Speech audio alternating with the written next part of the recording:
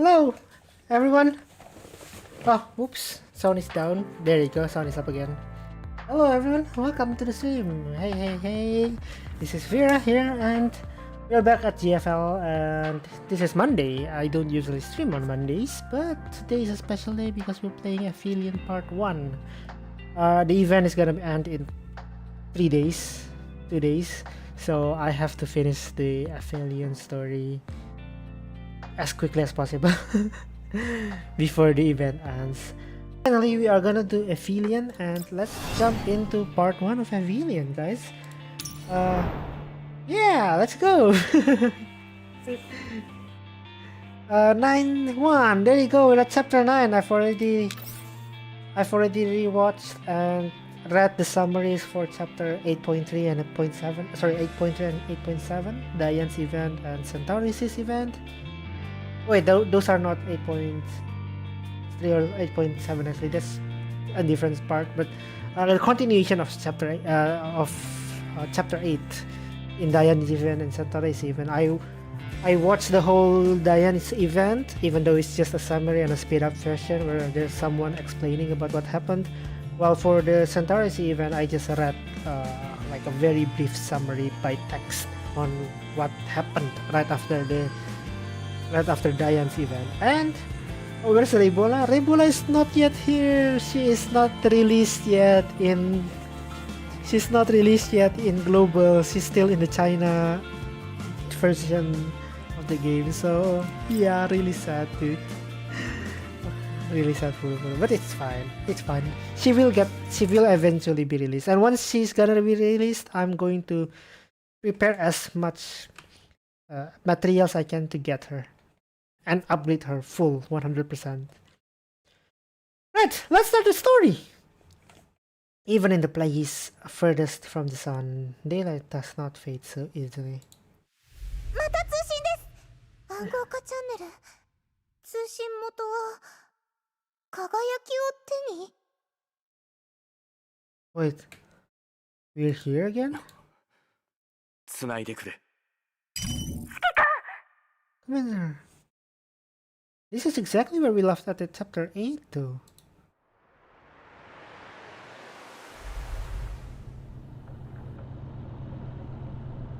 I am consumed by nightmares of the past.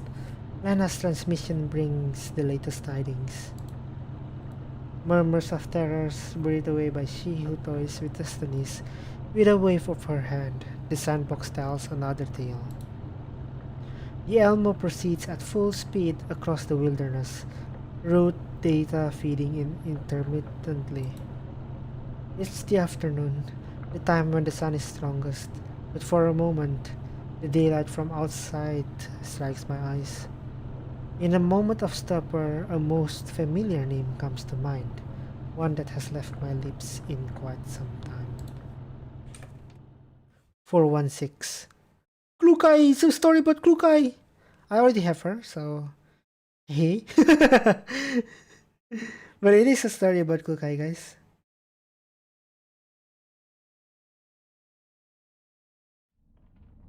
Klukai unmacked his shelter from a collapsed storm in the remains of a building. I remember, I think Lena told us that, or Colin told us to help Klukai's team because they need backup or something like that. Klukai unmacked his shelter. So Grodza, while everything is happening in Diane's event and in Centaurus' event, Grodza and the team is going to Klukai and Mekti, right? Klukai unmacked his shelter from a collapsed storm in the remains of a building. Gravel endlessly pelts the ruins as it gets propelled by the raging storm. The frail windows emit an unsettling screech, ready to burst into a million tiny blades any second. Mekti leans against the broken wall far away from the window, looking at the seething collapsed storm outside with fatigued eyes. Mekti! なんなのここ。コーラプスストームの予兆とかなかったのに。 Yeah, right, I understand. アンドリスと美容家が羨ましい。臨時拠点にこもってるだけで先見調査もやらなくていいんだから。レッ Oh, ドエリアの近くで気象予報 Good を morning? 知りたがるあんたの方がよっぽどどうかしてるわね。 if you were expecting weather forecast this close to that zone, then I'm afraid you're. Hey, by the way, I just started this. This is still the very first chapter. Good morning. Yeah, good morning. I guess really it's good night for me. But yeah, sunshine. If you were expecting weather forecast this close to that zone, then I'm afraid you'd be sorely disappointed. はい We're は finally in Aphelion, by the way. I managed to catch up chapter. Okay, yeah, okay. Good morning. I managed to catch up with the Diane's event and Santaros's event, even though most of them are just like basic summaries, and I guess someone else had to explain it, like the terms of events. So I kind of understand things now, and hopefully I will not. I didn't miss anything important that will affect the storyline. But yeah, we're back to Klukai and Mekti. I know what happened. I know the basic. I know basically the timeline already, and I know like who went where and what happened here, what happened with the Diane, what happened with the commander and Diane, and as well as Centauri C and stuff. I guess the point right now is that Colin told us to help or to send backup to Klukai's team, right? The 404, and basically Grodza and the others are on the way to Klukai, right? If that's like what I understand right now. A great gale rushes over the building, ringing with its variety of swept up debris and grabbing Mekti's attention. 今の何？木箱が飛んでいったように見えたけど。 Wooden crate? やっぱりバイクを建物の中に入れて正解だったよ。せっかくの装備が風に飛ばされたら困るしね。 So Mekti's riding a bike as well? 私は逆に吹き飛ばされてほしいけどね。 Ah. あんなゴミ。 Klukai's voice isn't like what I expected her.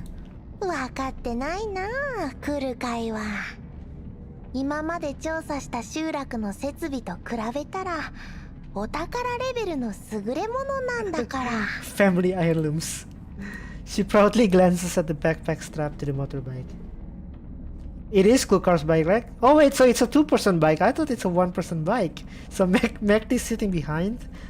She proudly glances at the backpack strapped to the motorbike. Oh, this backpack. Looks like a level 3 backpack from that game. The それこそ集落の子供たちも羨ましがるくらいに。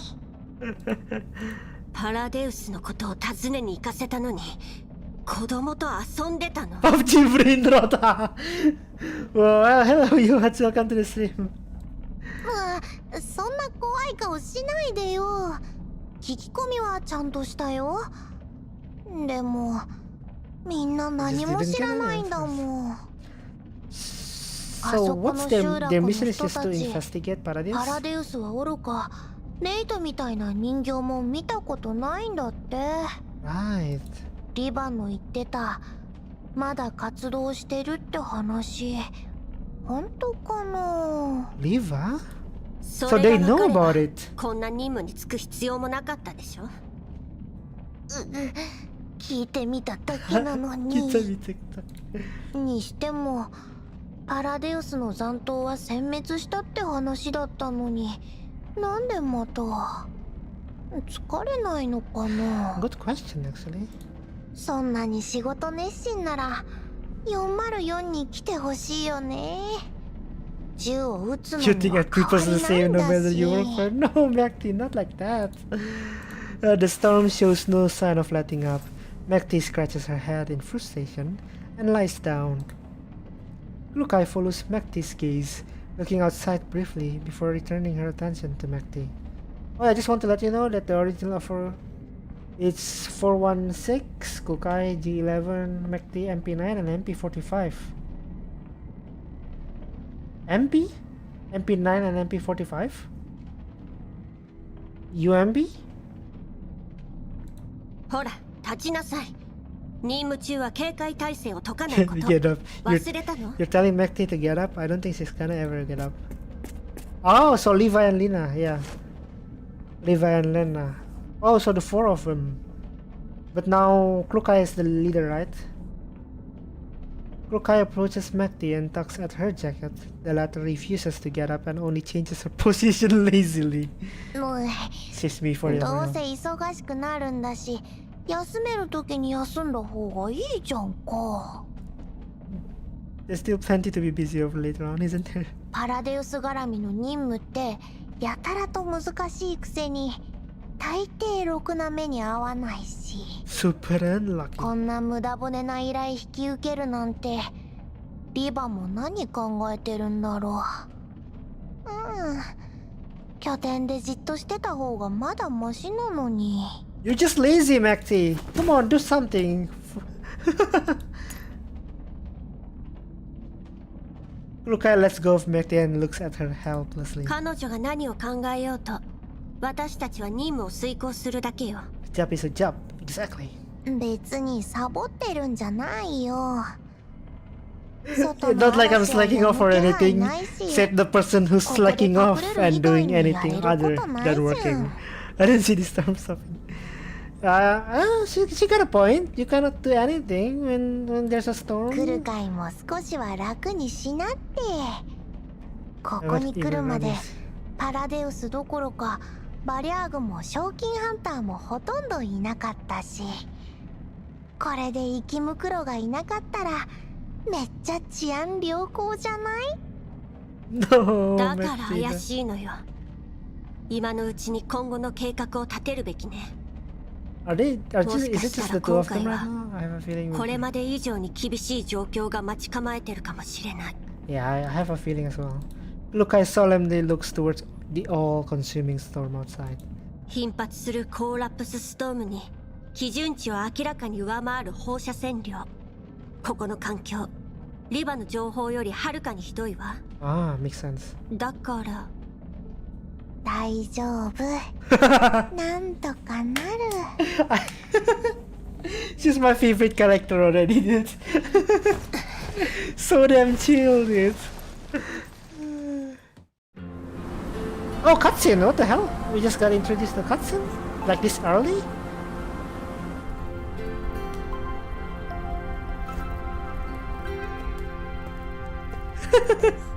Look at Mekti, dude.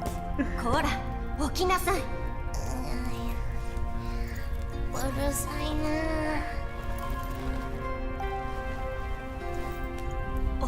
起きなさい。少しくらい寝かせてよ。どうせ他にやれることないんだし。この Oh, dude, this is peak.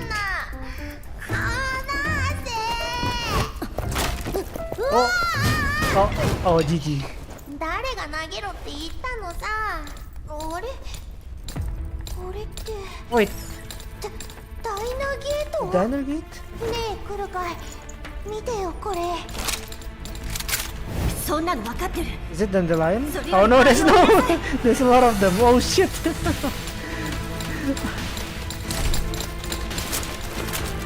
何これ？ Oh, what? They're getting ambushed. 裏口 GG. 叩いてないで。戦闘準備。 Thankfully, both of them are corrosion, and I heard that. The last thing I heard is that metal things are very bad at with corrosion. So at least they got them going. What's up?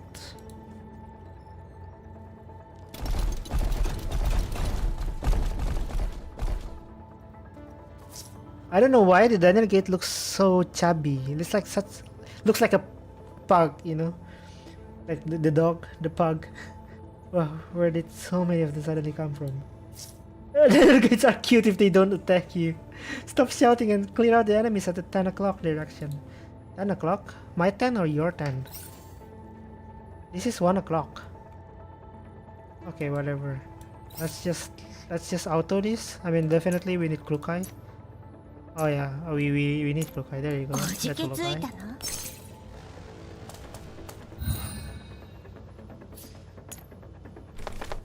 交代するのは今のうちよ。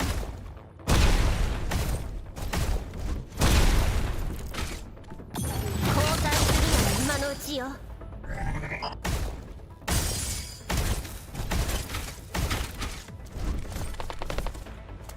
眠って避けないんですか。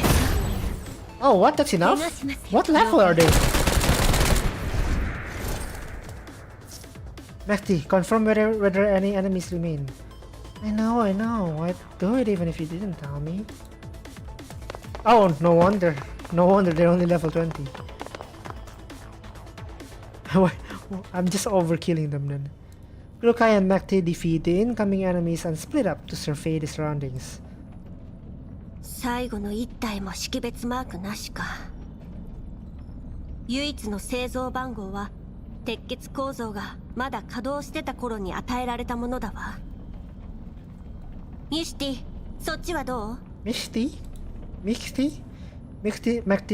listless voice comes through the comms. こっちも似たようなもん。でも今まで見た鉄血の機械ともなんか違うよね。ええ。ところどころ改造された形跡もあるわ。Modified bots? まあよくあることだけど、今時はどこの PMC もこういうのばっかり。少しくらい改造してたって不思議じゃないわ。Glukai pronounces that Misty. Yeah, like Misty.通信機越しだからって Is it just 怠けないで Glukai ちょ or うだ like い。 everyone? Don't think I don't know you're slacking off just because you're using comms. Girl, she's so lazy, dude. Mehdi perks up a little on the other side of the line. 機体の他に何か気になる点は？ Any discoveries other than the machinery? バルブに最近 Outpost. 使われた跡があるし、地面には電線とケーブルが散らばってる。相当急いでたみたいだね。Where are they? 誰なんだろ大方ここへ避難しに来た賞金ハンターかバリアーガあたりでしょ。ってことはさっき襲ってきた機械もそいつらの？こんな生き maybe? 袋がのさばるような危険エリアに兵器を置いていくなんて誰だろうと自殺行為よ。いいわ、先に戻ってて。やっと休める。Finally time to sleep, she said. Mehdi looks as she's been released from a great burden as she ends the call. How does she survive all this time with just doing nothing? That's crazy. Her survival instinct was behind it. Glukai and Mishti continue to shelter from the storm within the ruined building. Glukai attempts to contact their temporary base while Mishti rests in the corner. The persistent no signal notification dashes Glukai's hope of contacting the outside world. Can't contact the base and the other person. A hint of frustration arises as Glukai thinks of them. In truth, she's glad she sent a message before she set off. A habit she's kept to these past few years before leaving for a dangerous assignment. 嵐の中は電波が悪すぎる。まだアンドリスたちと連絡がつかないの？ Andres and だから Baka? みんなで行こうって言ったのに。来る会が先見調査だなんて言い出すから。一緒に動いて不意をつかれて襲われて、 Let's ここ get で stuck 全員 here 仲良 together. く遭難し Hey, てた that's 方が smart, いいっ that's てい smart うの？ actually. 臨 You missed 時 so 拠 far 点のソフ face. ァーが恋しいよ。はあ、今頃二人とも座って休憩してんだろうな。彼女たちだって楽をしてるわけじゃないわ。Yeah, do you think they're not working? デールがアンドリスのために組んだプログラムと外付け装備はどれもまだテスト段階。臨時拠点で調整するのは当たり前でしょ。あんたみたいなサボり魔と一緒 Seeing に how しないで。 slacking off is your highest priority. Man, I can relate. I can relate. Real.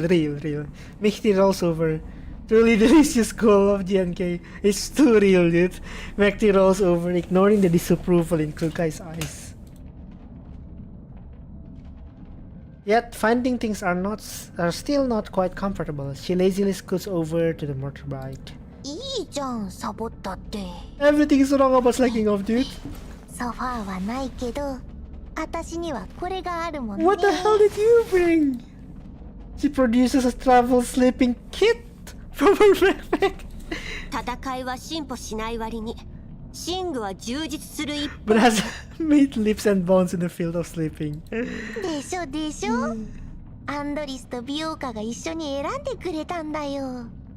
快適さとコスパは文句なしだし、 Cost まさに戦場にうってつけなんだ。 Yet sometimes lazy is the friend of innovation, okay? Sometimes being lazy makes you innovate. But this is just on a whole new level, Mehdi. 普段はこういう風に収納して、使うときはこう。Mehdi smugly presses a button, and soon enough the neck pillow and its cushioning are filled with air. 快適お手軽。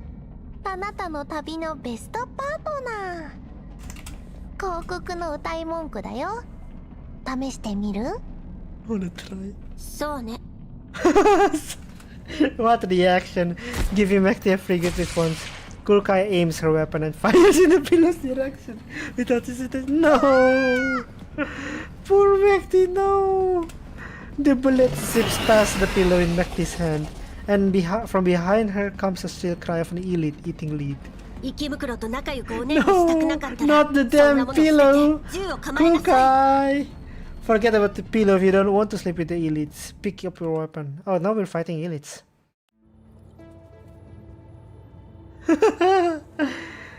No! Imagine trying to innovate on making a very, very convenient pillow only for your leader to just shoot it. Look, hi, next time, would you mind warning us before you start shooting? どいて。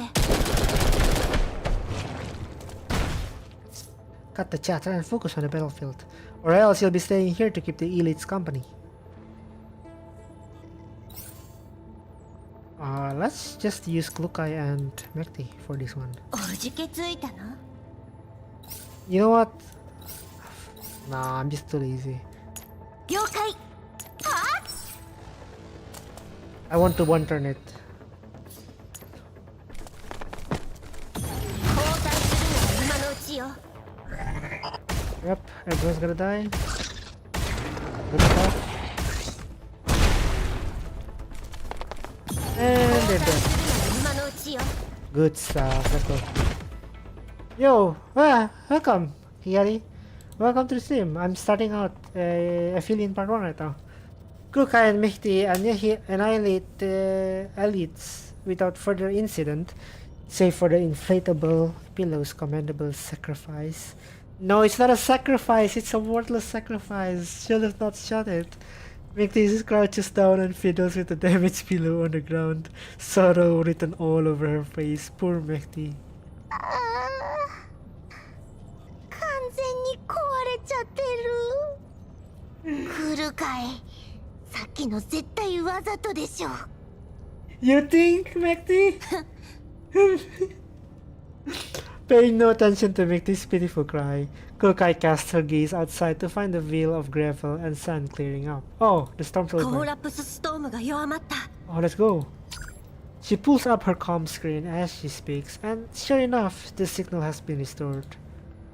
Kukai dials in a series of commands already committed to muscle memory, and an image of the call's recipient soon appears. Oh, it's Belka! Big sis, long time no see. I don't know what character this is in GFL1, so... まだ半日しか経ってないわよ。 It's only been half 正 a 確 day. には5時間だけど。 Spotting Andoris behind Belka, Kukai immediately begins her inquiries. アンドリス、頼んでおい Oh, た they're 情報 new. は？ Oh, okay, okay. Andoris, are you finished with the data collection? ビバからの情報をもとに、この辺の闇ブローカーとブリーフのデータベースから詳細を調べてみたよ。 Rift's database? 残念ながら、パスセンスに関する記録はなかった。 Oh, no Peridius. 続けて。環境データについては、ビバの情報とはかなり違ってた。特に、ここ半年から1年の間は、 Oh. 環境汚染が大 This き is く concerning. 進んでいて、他のレッドエリア周辺よりも、コーラップス放射線量が高くなってる。ブリーフの記録によれば、次々と失踪してるせいでなかなか情報入ってこないみたい。 Belka is G28 and Andres is completely new, so she's not based off a weapon.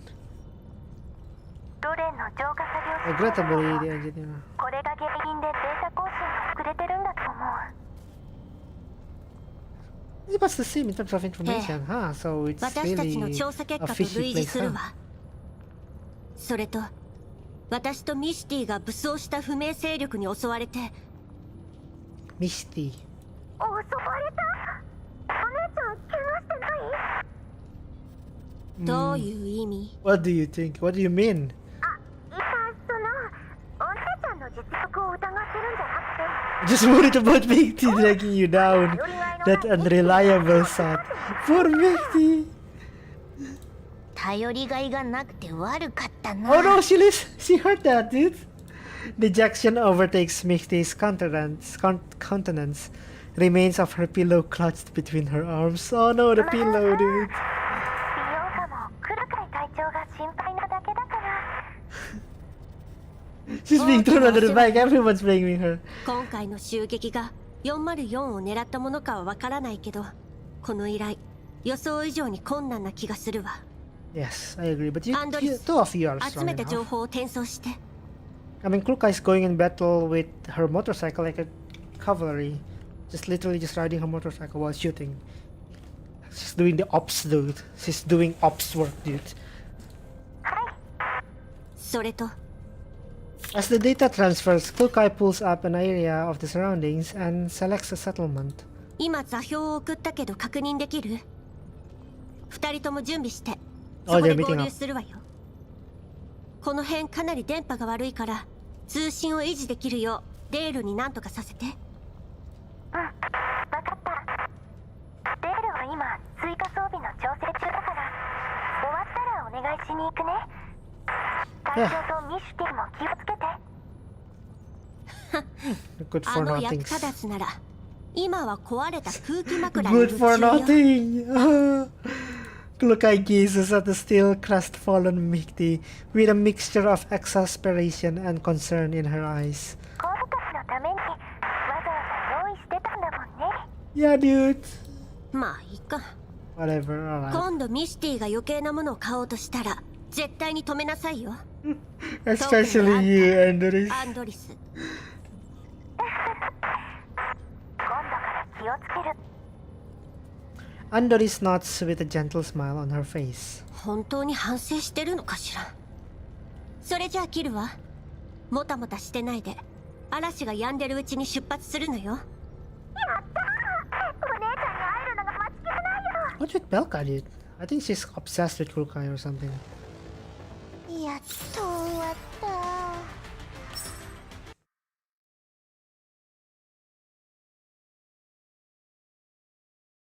He ほら、アンドリス、早く just looked like it, dude. お姉ちゃんが待ってるんだから。 Belka anxiously taps her feet, attempting to hurry up Andores' file transfer. Is this the 慌てない 404? で。 Damn, that もう looks 一 so 度デー cool. タをチェックしなきゃ。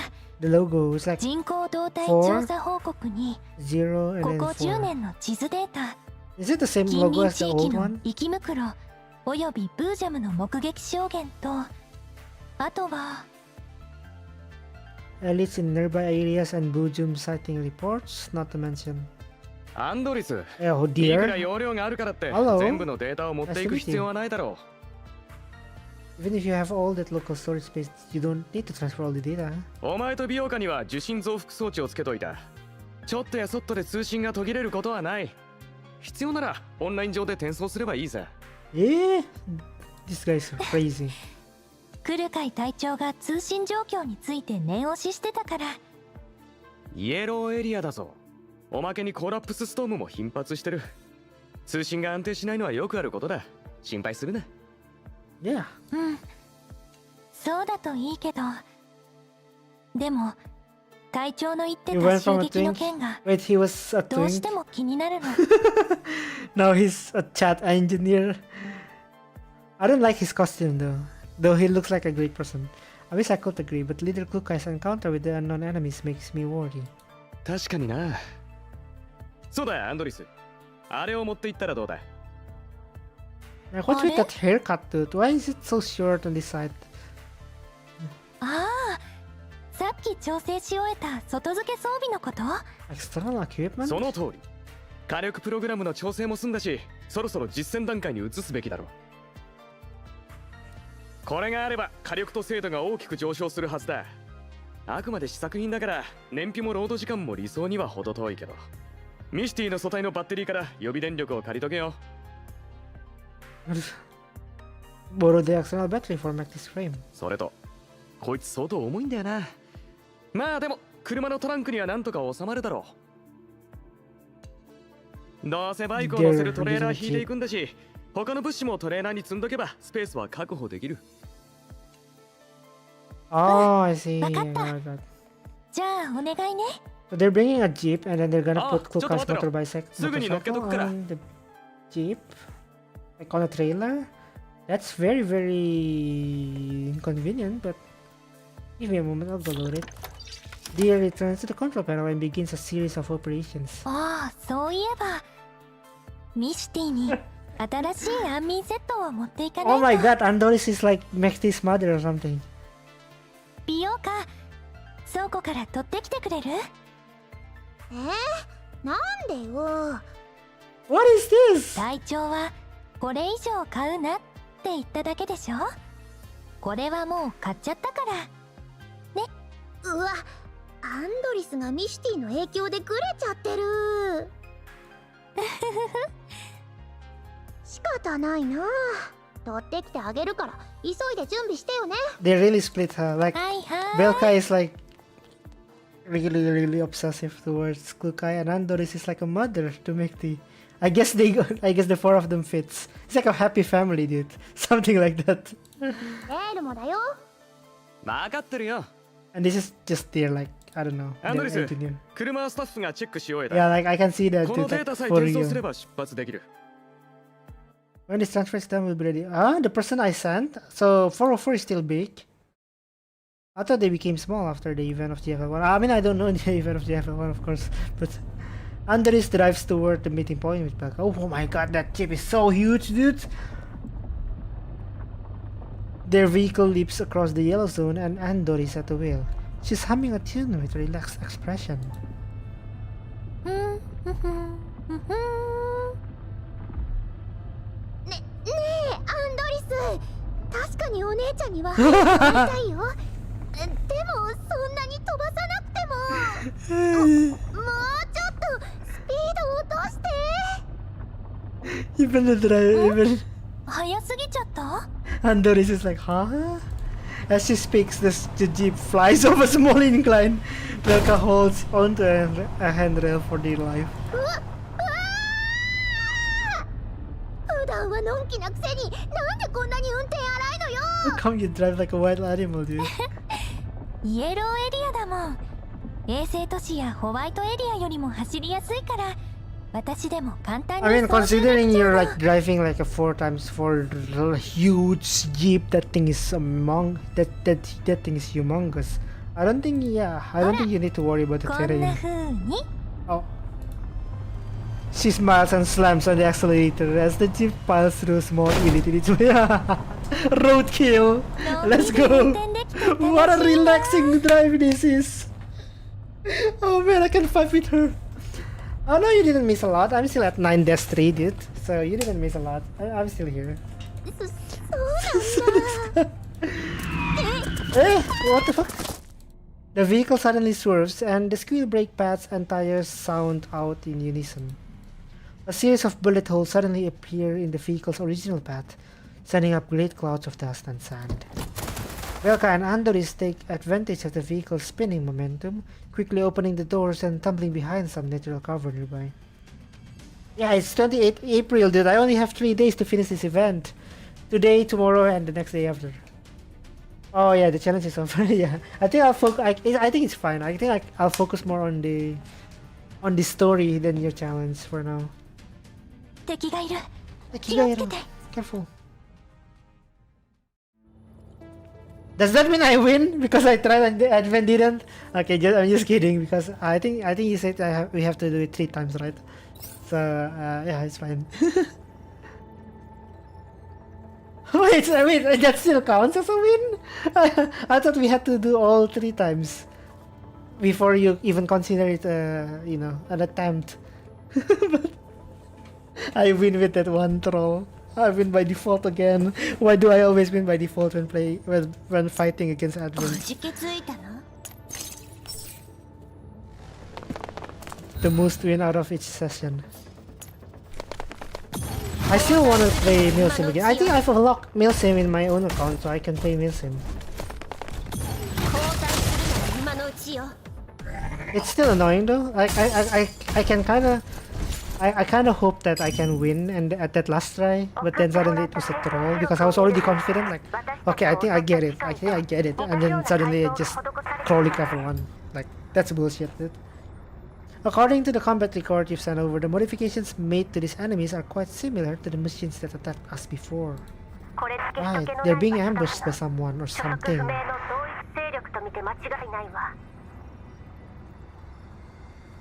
隊長、それって This is... 偶然にしてはできすぎと。これは明らかに Oh, they are being attacked. They are being targeted. Yeah. でもどうして私たちを狙うの？まさか相手はパラデウス？断言はできないわ。 Can't be sure as of yet. もしかしたら攻撃対象は404に限らないのかもしれない。ここ1ヶ月で賞金ハンターが何人も失踪してたわよね。 Oh, yeah. つま Possible. りそれらは環境から来る事故ではなかったと。これも推測に過ぎないけどね。でもよくするに越したことは。 Oh no, signal is lost.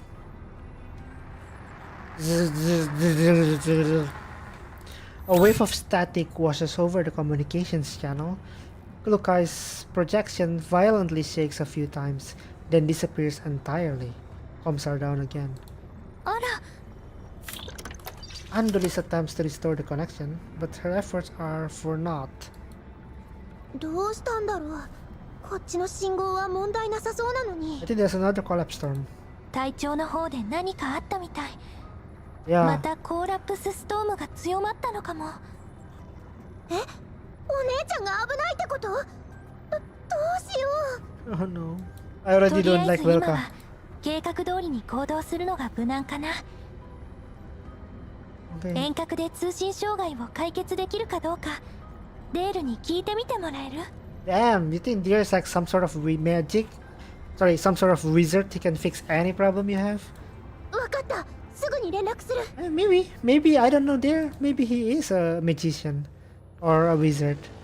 やっと終わった。 Oh, 83.984 Jukai production, Pesson. Congratulations for the Seems like win our with the luck help is- of Krolik Troll. Seems like luck is on your side. 5 to RP. I win by default, dude. Advent, you see that? You didn't even try. And I only won because of a troll. Thanks a lot, thanks a lot, Zukai. Thanks a lot. And yeah, I didn't expect it. I wasn't even expecting to even try the challenge again because we're rushing so much to the story. But I guess that happens. 聞こえてる？応答せよ。応答せよ。 Oh man, thanks so much. If you can hear me, please respond. I repeat, if you can hear me. 無駄だってば。また信号が途切れたんだよ。 Oh, it's Mekti. なんなのよこ Why の is ゴ she ミ so は。 pessimistic, dude? あの闇ブローカーども、短期レンタルは月額の数倍、月額は年額の数倍せびるくせに、いい加減なネットワークよこしやがって。 Dude, this is basically my reaction to my internet service provider right now. Yeah, I paid this. This is so trash. The rate is worse than the monthly rate. I get less than I paid. Okay, I can understand your anger, Kulukai. I can understand. 金 your は anger. もらうが仕事はしない。相当なベテランだよね。 Oh come on, don't be telling the truth like that, Mighty. 羨ましい。 My luck basically triumphed. Yeah. I still wanna do some serious ones though later because I feel like yeah, I still don't think I deserve that, but I'm gonna try again later. GFL is really relatable with our situation. It's Jakarta, dude. It's Jakarta. They're in Jakarta, having Jakarta signal, living with Jakarta people. Mikti stretches with a deep sigh, her face full of envy. 任務が終わったら改めてクレームしに行ってやろうじゃない。Have a talk about the rates. うわ、顔怖。顔怖。お、見て、ストレス発散にちょうどいい相手が来たよ。前と同じタイプの機械だけど。面倒ね。あんたも解説者気取ってないで降りてきて戦いなさい。Yeah, you're confused why 5G in Jakarta sucks while in Surabaya it doesn't cover, but everywhere it has decent ping. It's exactly the case when I was living in Bali. only 2 parts of Bali had 5G back then. But when you get it, it's so fast. It has low ping. The internet speed is really quick. But then I moved back to Jakarta and yeah, everywhere is 5G, but why the hell is 5G so slow? Things like that. I guess, just like Mikti said, they're really good at being paid for doing nothing. Yeah, just sit there and commentate, get down here and fight. ねえ、全部片付けるの？さすがに多勢に無勢じゃない？高機動と遠距離ユニットを優先的に撃破して隙を見て撤退するわよ。Oh wow, there's too 美容 many 家 of たちと them, 合 so 流 that す they're るまで just 深入りはし retreating. ないで。 Don't overextend before we rendezvous. Okay. 余計めんどくさいよ。 What? She thinks like destroying everyone is just faster than just picking them up and leaving? Rukai, we've cleared the effect route.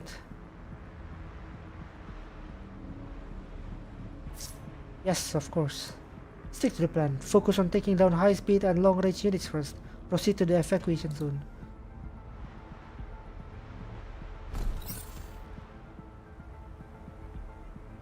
Is it not in the leaderboard? おじけついたの？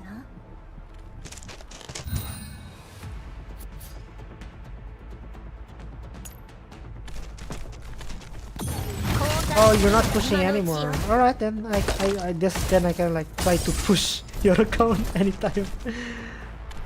浅はかな行動を悔い改めなさい。眠っちゃ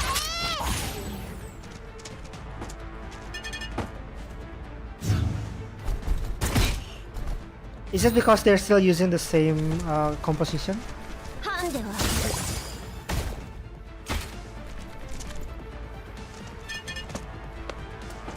So you can basically do the same thing over and over and you win. ちゃっと帰るよ。 I get it, dude. Everyone's using the same composition. Of course, it's gotta be boring for most.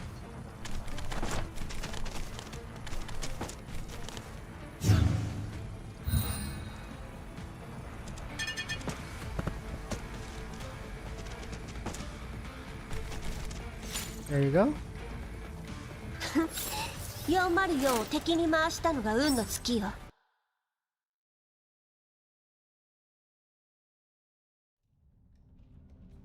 不明な機械どもに追撃されたせいで予定ルートから大きく外れたわ。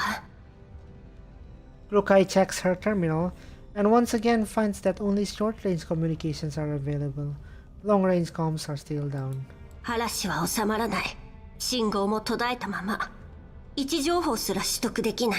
I see why they're so in a pinch. つまり、道に迷ったってこと？はあ、やっぱりパラデウスが絡むとろくな目に合わない。 Damn, Mikti. てか、今回やけに信号悪すぎない？ Maybe there's a gem or somewhere. Have you guys thought about it? 前にイエローエリアでコーラップスストームにあった時はここまでひどくなかったのに。 Maybe you're closer to the enemy or closer to whoever is putting the jammer up or whoever is controlling those gates. Kukai vigilantly monitors the surrounding environment, ignoring Mighty. Seeing this, Mighty decides to fall silent. Anyways, gotta fix my pipe for a bit. Accidentally hit my water pipe while parking couple. Ah, that's gotta be annoying. Alright then, I hope we can fix it soon. While parking a couple hours ago. Wait, you mean the pipe has been broken for a couple hours and you decided to fix it now? Like midnight? Almost midnight? Creak creak tut tut. The sound of mechanical units advancing. Rukai make a hand signal, gesturing for Mighty to dive in level 2. Ooh. この音1億年くらい油さしてないオンボロ車みたい。 They're rusty. こっちに近づいてきてる。 From 北 the からよ。 north. さっき襲ってきた機械かな。でも数は少ないね。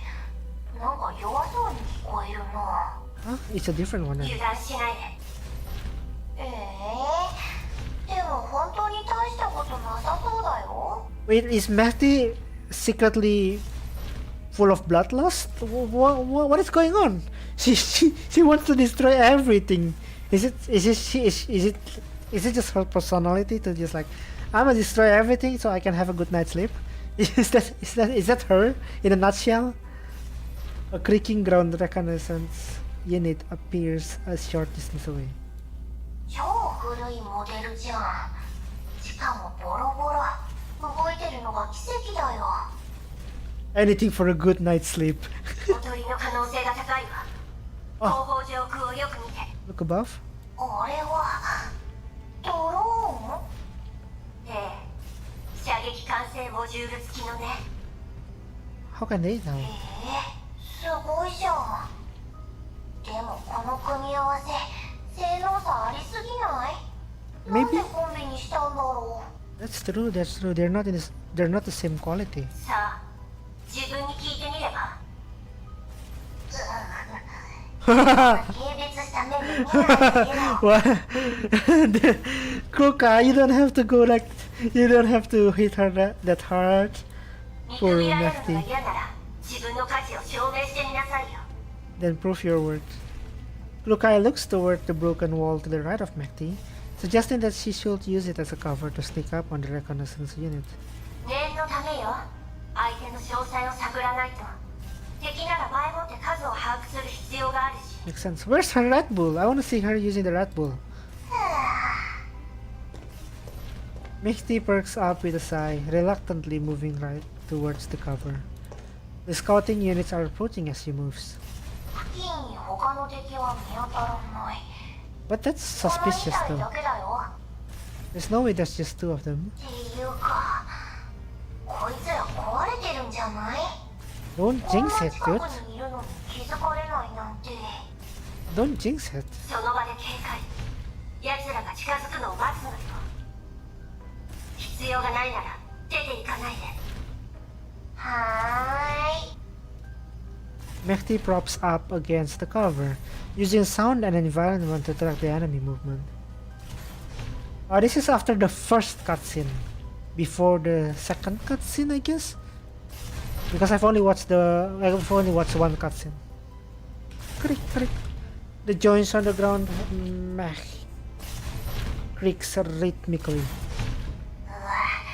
まるで老人の朝 It's like the elderly doing morning exercise. What a nice analogy, dude.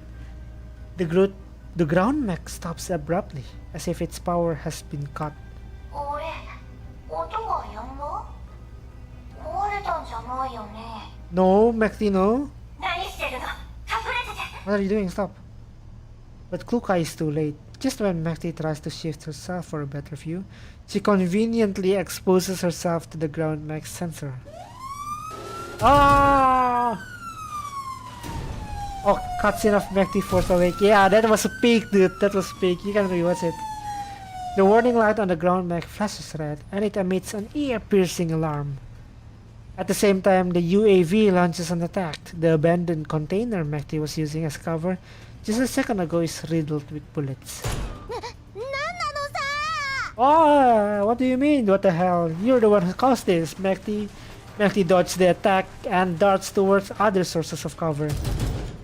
Meanwhile, Klukai takes the opportunity to break the drone's wings with a 3-round burst, while the ground mat simply keeps blaring its sirens.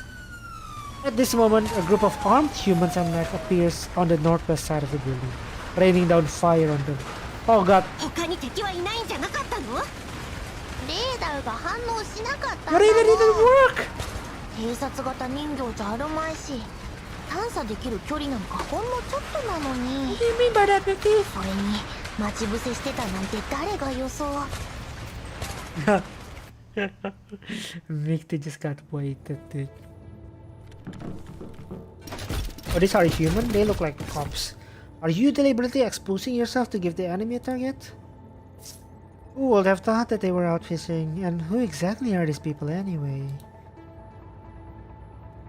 I don't understand. I don't know, く dude. じけついたの？ Isn't that exactly what we're here for?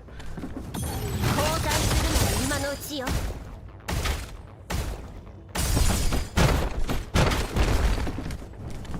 Where's the other enemies?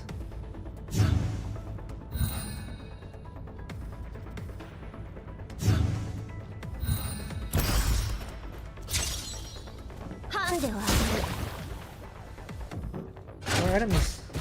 Oh, it's done. Look, they've got more reinforcements. Understood. Hold the line and don't let them approach us. 目標地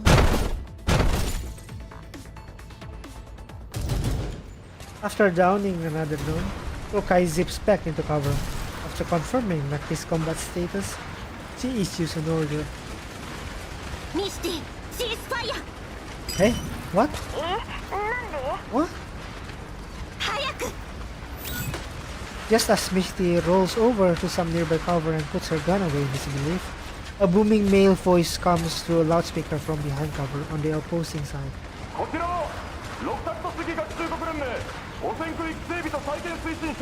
Neo-Soviet Union? URNC?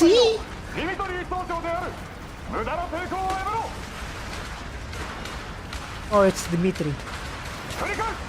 こちらはロクタット次学習国連盟汚染区域整備と再建推進省新ソ連大環境浄化事業所属第7環境調査隊3762小隊の Yeah. After confirming that Mickey has put her gun away, Klukai turns on her voice amplification device as well. 了解こちらはすでに攻撃を中止 Upon hearing Klukai's response, the opposing party immediately ceases gunfire, but both sides remain ready to resume hostilities. 攻撃を仕掛けた理由を説明せよ場合によっては軍正規部隊への敵意を持った襲撃とみなすこちらに敵意はありませんお前らの鉛玉は Your そうは言 bullets ってな tell い a ぞ different story.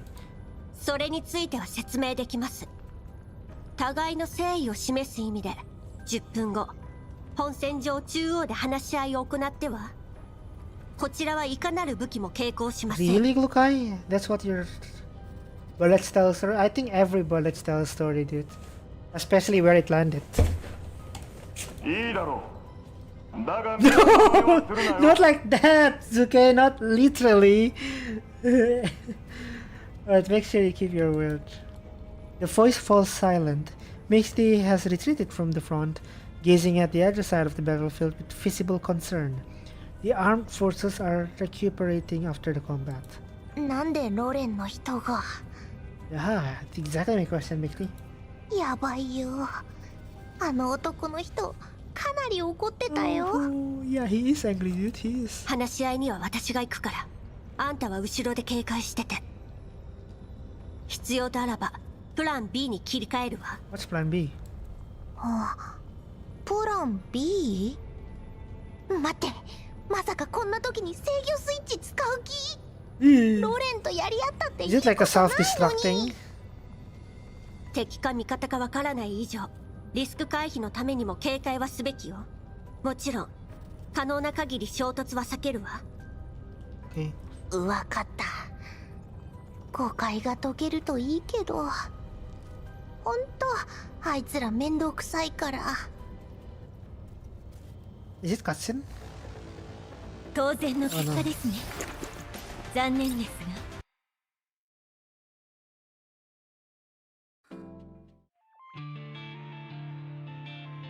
Oh, a first story note. Wait, it's until... Oh, okay, nice.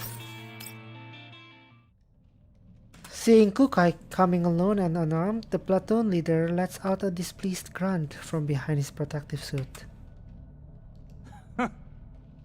人形をよこすとは舐めてやがる。 Eh? We're just お前 over. のふぬけた飼い主を呼んでこい。 They don't have an owner. Voice recognition tells Kukai that this is Dimitri, whom she had talked with earlier. ハイド404は人形による自立武装小隊です。現在は非軍事勢力管理局に協力し、イエローエリアで違法 helping PMC の the 調査を行ってい non-military ま forces す。責 administration. 任者は存在しません。 Kukai intentionally modifies the part about Paradius in accordance with Kalina's instruction. I mean, of course, dude. 404? なんだそりゃ。聞いたこともね。 I mean, why would you know 非 about it? 軍事勢力管理局がお前らを雇ったってのか。 Yup. Although he's still suspicious, hearing the non-military forces administration being mentioned makes him relax a bit. 私たちは表向きには存在しない人形です。無理もありません。 Supernumerary? そろそろ本題に入っても。 Oh, some business to discuss. いいぜ。本題に入ろ Mitri takes a look at the radiation detector and ensures that the reading is within safety limits. He then pulls the protective hood off his head, revealing the face of a middle-aged man with an angular jawline. Years on the battlefield and years of desert wind have left their marks on his face. う。相変わらず窮屈な防護服だぜ。 He curses quietly with a grimace, then looks at Kukai with unbridled disgust in his eyes. 非軍事勢力管理局の人形ね。それにしちゃ戦場のマナーがなってねえな。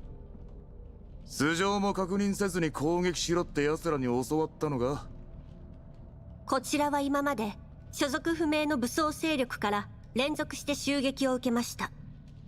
そちら側の偵察用機械兵器には She got a ロレ point, ンの dude. 識別マー She クがあ got り a ません。 point. There's no insignia こ or ちらの anything. 攻撃はあくまで It's just 指令 one です。 rusty robot and one UAV. おい、頭がショートしちまったのか。所属不明の武装勢力なんざこっちは見てないぞ。 You guys are suspicious now. 信じるかどうかは自由です。遭遇しなかったからといって存在しないとは限りません。 Real. Good one. それに先に攻撃してきたのはそちらのドローンです。私たちはやむを得ず迎撃したまで。ドローンはプログラム通りにしか動けないが、お前らもそうだったとはな。おっと忘れてたぜ。人形ってのはアルゴリズムなしに動けないんだったな。命令に従うだけのガラクタだ。 Doesn't deny the fact that we didn't attack first, however. Seeing that the opposing side is trying to provoke her instead of making progress in information exchange, Kukai raises an eyebrow and remains quiet. Did he just drop a slur with the heart R?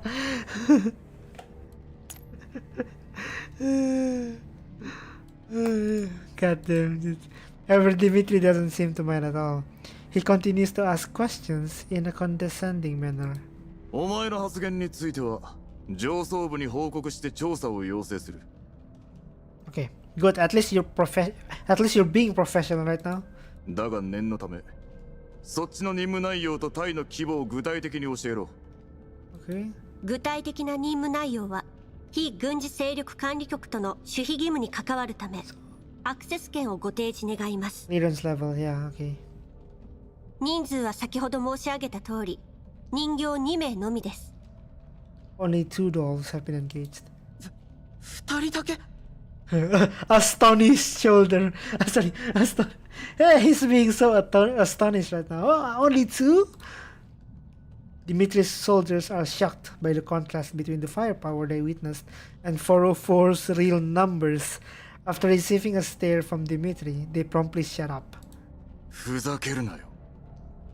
あの火力じゃ少なくとも10人はいるはずだ。I mean, technically, Klukai is like 10 people in one, and Mekti is like the other extra people that can duplicate Klukai.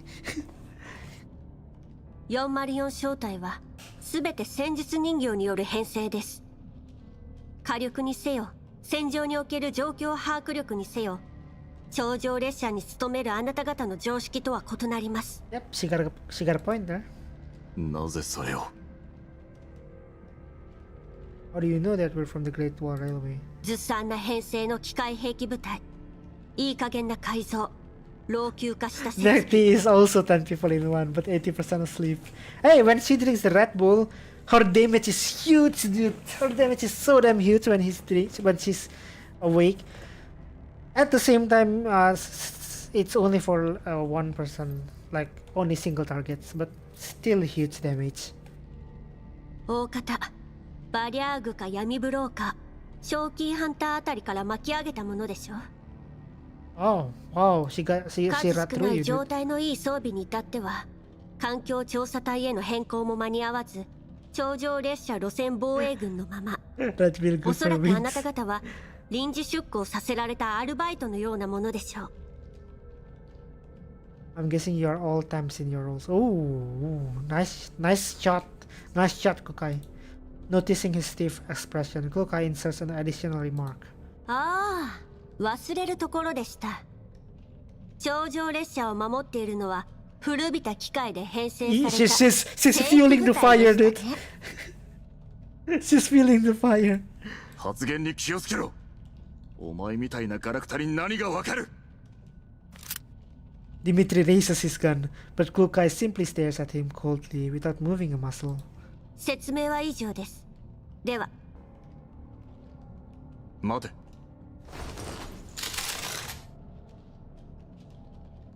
Just as Kukai turns away to leave, Dimitri shouts for her to stop. The soldiers raise their guns and aim at her. 何か？仮にお前らが管理局のものだったとして、こっちの損失はどうしてくれんだ？ What is it? Some sort of corrupt commander or something? こちらも同様に貴重な物資を消耗しました。この件は双方に責任があります。What did 言 you い逃 lose? れする気か。いいえ。だったら弁償しろよ。こいつらの装備はな、全部俺が苦労して手に入れたもんなんだよ。What? お前みたいなガラクタには分からんだろうがな。こっちとら大陸間列車の敷設に向けた環境調査っつう大役を任されてんだ。こちらに弁償の義務があるとは思えません。Facing Klukai's unwavering attitude, Dimitri takes out his communicator. そっちがその気なら、こっちにも考えがある。だがよく考えることだ。仮に俺たちが臨時部隊だったとしても、正規編成であることに変わりはない。お前らクズ人形と我々、 I mean, they're from the どっち Nomfa. の言い分が通るか So な。 I guess they're kind of like a little bit こっち more. は30人以上いるんだぜ。お前らが口で勝てるとは思えねえな。外と連絡が取れるんですか？ Oh, oh yeah. Oh, I didn't thought about it. Hearing Klukai's question, Dimitri simply assumes that the opposing side is considering his threat, and so he increases the pressure in his voice. 当たり前だ。このことを上が知ったら大騒ぎになるぞ。No, she's not buying it, dude. Are you dumb? 分かったらとっとと金を出せ。こっちは次の集落に用事があるんだ。お金の代わりにそちらの作戦に協力するというのはどうでしょう。この劣悪な環境はあなた方の手に余るはずです。 Oh, she's offering help instead. 404の戦闘力は見ての通り。Dimitri does not expect this reply. He sizes up to Klukai. 何が目的だ？目的などありません。ただ現地部隊との不必要な衝突は避けろと言われていますので。 Not to unnecessarily antagonize the local forces. Dimitri pockets his communicator after a moment of consideration. 交渉成立さ。だが余計な真似はするな。おとなしく命令に従え。いいな。エリア通信チャンネルは1人丸3蓋だ。設定しておけ。Okay. この辺はジャミングを受けやすい。本体と Getting は help from XGN 2 キ payloads ロ for 以上 free 離れる sublasting. な。I reckon these dolls are like very overpowered, dude. Getting them for free is basically one ticket, one wish ticket, you know. Veterans of veterans. There's a lot of interference in this hellhole, so make sure you stay with a maximum of 2 kilometers from our forces. 無駄口が少ないといいけど。I hope I don't have to hear crap. 安心しろ。お前らには聞く権限すらない。そもそも内部通信は暗号化されてる。クズ人形にはそんなこともわからないのか？ You need the password. After confirming that she has successfully connected to the comms frequency, Lukai ignores the insult and turns to leave.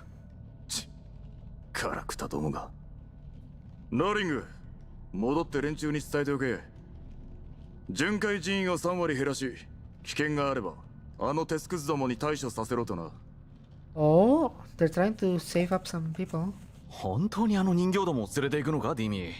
言うことを聞かなかったらどうする？ Did he just call him Demi? What is this relationship? What? 順位に奴らの素性を調べてもらう。お前たちも気をつけろ。奴らとは距離を保て。いずれにせよ、盾になる人形が増えるのは歓迎だからな。What the hell is your mission? しかし、あの強さだぞ。もし裏切れば。何弱気になってやがる。30対2で負ける道理があるか。先ほどの戦闘もこっちの方が優勢なのがわからなかったのか。 Oh, that's them. それと俺のことは総長と呼べ。何度注意すれば気が済む。ごめん、つい癖で。Oh, they're 何が fakes. 癖だ。お前とは長い付き合いだが規律は守れ。また新兵どもにひいきしてると勘違いされるだろう。 Or are they just trying something? Seeing Dimitri's 3 days expression, the soldier named Larion corrects his casual demeanor and salutes him. は、総長。それでいい。戻って行軍を再開させろ。予定よりかなり遅れてる。日が暮れる前に進めるだけ進め。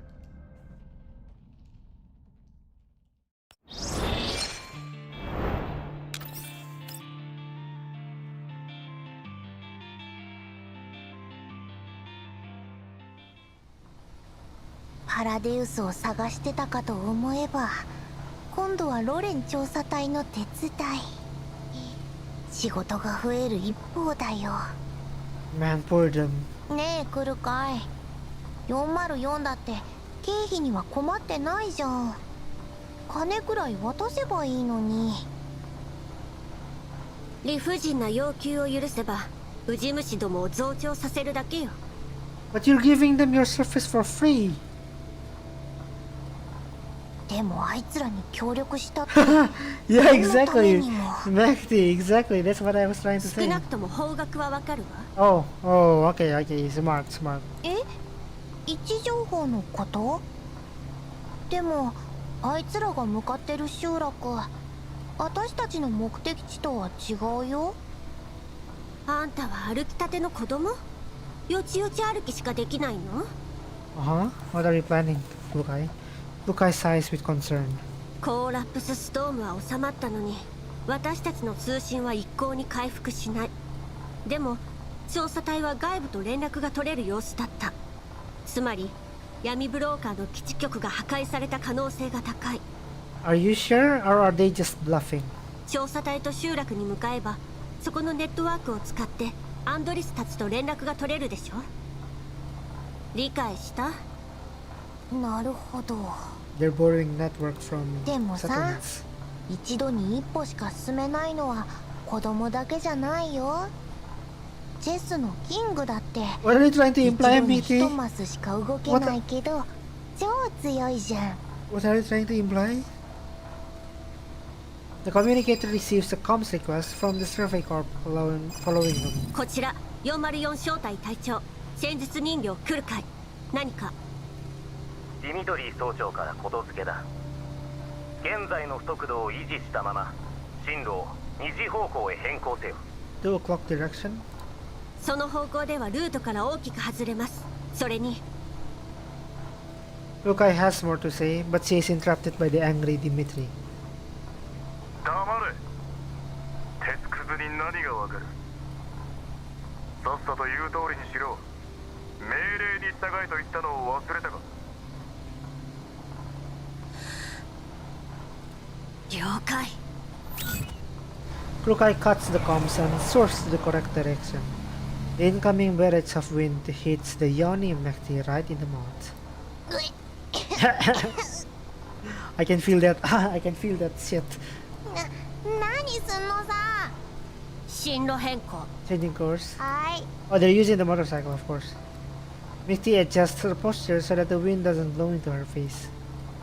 The motorbike flies over the empty walls like a released arrow, carving a clear path in the landscape. She's asleep on a motorcycle! Oh my god! Oh. The motorbike suddenly brakes. The slumbering Mechti loses her balance, but Klukai catches her before she falls off. Klukai connects to the Survey Corps comms. 北西に小型生き袋の群れを発見。数は5から10。本体との接触までおよそあと5分。接触すると分かってるなら排除しろ。くだらんことでいちいち連絡するな。無駄口叩くだけのスピーカーか。命令に従えと言ったのはそちらです。私たちは言われた通り命令を待つだけ。 Good comeback. Upon hearing this, Dimitri utters something under his breath, but it's too quiet for Klukai to hear. After a short moment, he responds with an impatient tone. 一匹残らずぶっ殺せ。以上。 The comms are abruptly cut. With a stiff expression, Klukai parks the motorbike against a nearby boulder. 仕事よ。降りなさい。 Yeah, just small work, dude. It's just 10 elites. It's not gonna be difficult.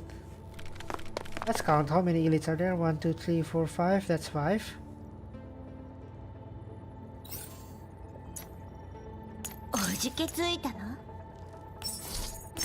I can deploy support. For what?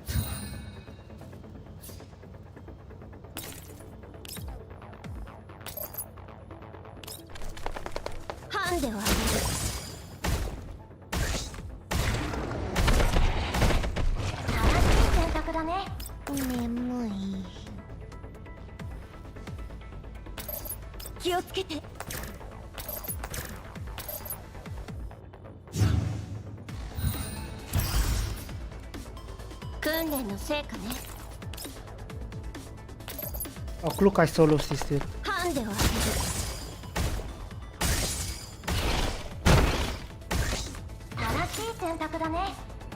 Oh, it's actually 10 elites, like literally 10. The elites have been eliminated, and the main forces arrives right after. Under Dimitri's order, the troops stop to collect samples from the elite corpses as part of their routine. 到着しておきながら高みの見物とは、ロレンの軍人は随分と勇敢なんですね。この程度で応援が必要ってんなら、グリーンエリアで窓拭きでもした方がマシだな、お前らは。Damn. Noticing something off about Klukai, Mikti tucks on her clothes. まあまあ、確かに大した数じゃなかったし。当たり前だろ。総長が選ぶルートはいつだって一番安全だからな。Dependable soldier. Of course. Oh, it's the dosist. I love how you guys call them the dosist. The one that says the hard R. 生き袋やバリャーグが相手でも総長がいれば俺たちは負け知らずなんだぜ。Upon hearing this, Klukai gives Dimitri a questioning look. ディミトリー総長、以前の所属は？ああ？頂上列車を警備していただけの人間にそんな経験や勘があるとは思えません。Ooh, nice shot. 現在の進駐軍には新ソ連軍から編入した者がいると聞きますし。それを聞いてどうする？余計な詮索はするな。お前、こっちに来い。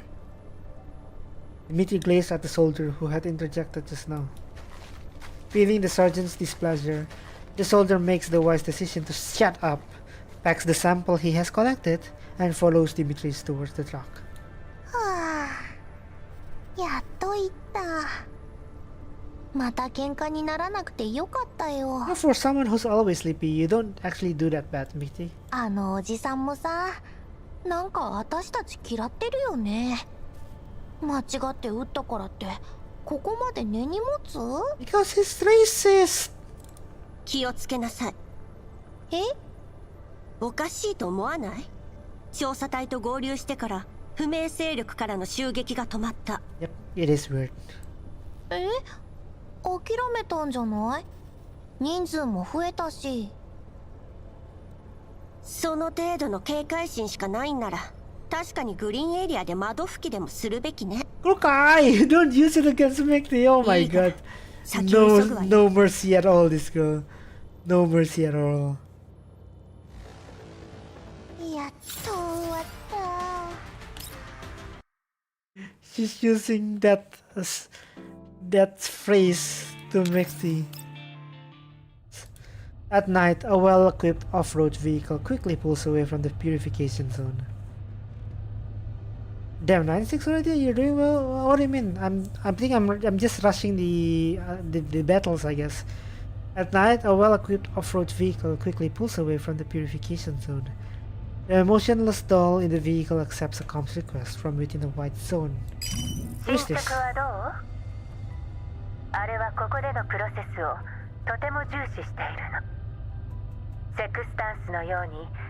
gonna head off? Alright, Riley, have a great night or morning. And yeah, tomorrow I'll stream again, part 2. So yeah, if you want to watch part 2, you can come on again tomorrow, probably at the same time or even earlier. So I'll see you by then. Thank you for coming though. Thank you for watching. Don't let them down like Sextans did? Oh, Blue Spear. 承知しております。 Who's this girl? ですが報告によれば、状況にやや変化が。The situation seems to have changed. 任務エリアの外周に戦術人形が4名出現。二手に分かれ、現在エリア内へと接近中。Is it Kukai and the Delka? 戦術人形ならいつものように処理すればいいじゃない？ Wait, are they part of... 機械兵器を派遣し、処理に当たらせましたが、対象の戦闘力は予想以上です。それにそのうちの1小隊がロレンの調査部隊より派遣された小隊と接触。理由は不明ですが、双方は協力関係を結んでいる模様。ロレン政府との不要なトラブルを避けるため、追撃を一時中止いたしました。Right, so it is not they 次はどう動くべきかお教え願います。機械兵器を派遣して付近の基地局を一掃しなさい。ここ一帯を無信号エリアにしてから一斉に排除するのよ。Nearby signal-based かしこまりま stations. した。 Blue Spear nods quietly. These orders are familiar to her. There you go, the explanation for why they stopped being attacked. Okay, good night for real. Yeah, good night for real. Good night, Riley. It's addicting, huh? The story makes you not be able to sleep. It has always been the case that once these orders are transmitted, one dead zone appears after another, becoming graveyards in the contamination zone.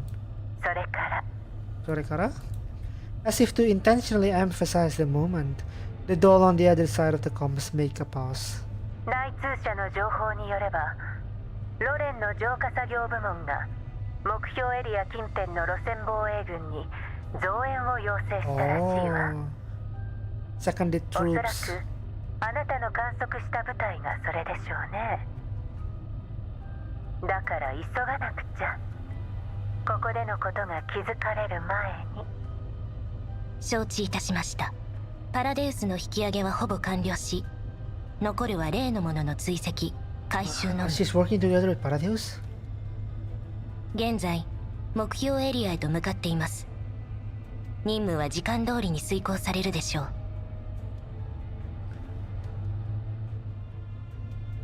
Hey. ブルースフィアに任せて正解だったわ。あなたのことつい応援したくなっちゃう。そうね、せっかく頑張ってくれてるんだもの。後で増援を送ってあげる。Thanks. 着いたら連絡が行くはずよ。かしこまりました。あら、 Ah, 感謝してく not れない even a の？ thanks. 数は少ないけど、あなたへの人中見舞いのつもりなのよ。 What is this person talking about? Lucifer shifts her gaze from the root of the common interface for a moment. Her empty eyes betray no emotion nor fluctuation, as if she's a military drone that only understands orders. 感謝いたします、コクーン。 Cocoon? ブルースフィアは釣れないのね。ダーチュアと違って返事もそっけないし。 What? Oh, this is the person that Darter worked together with. 冗談よ。さあ、急いで。上を待たせるわけにはいかないわ。承知いたしました。 Cocoon cuts the comms. Blue sphere hits the gas, and the dark vehicle blends into that. It's a tank! It's a fucking tank, guys!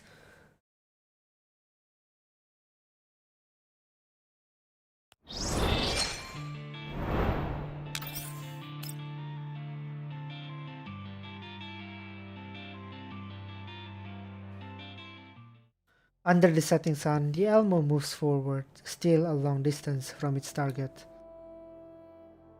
It might not be a tank. Oh, okay, maybe an APV. I mean, the APV is just a soft way to say tanks without cannons.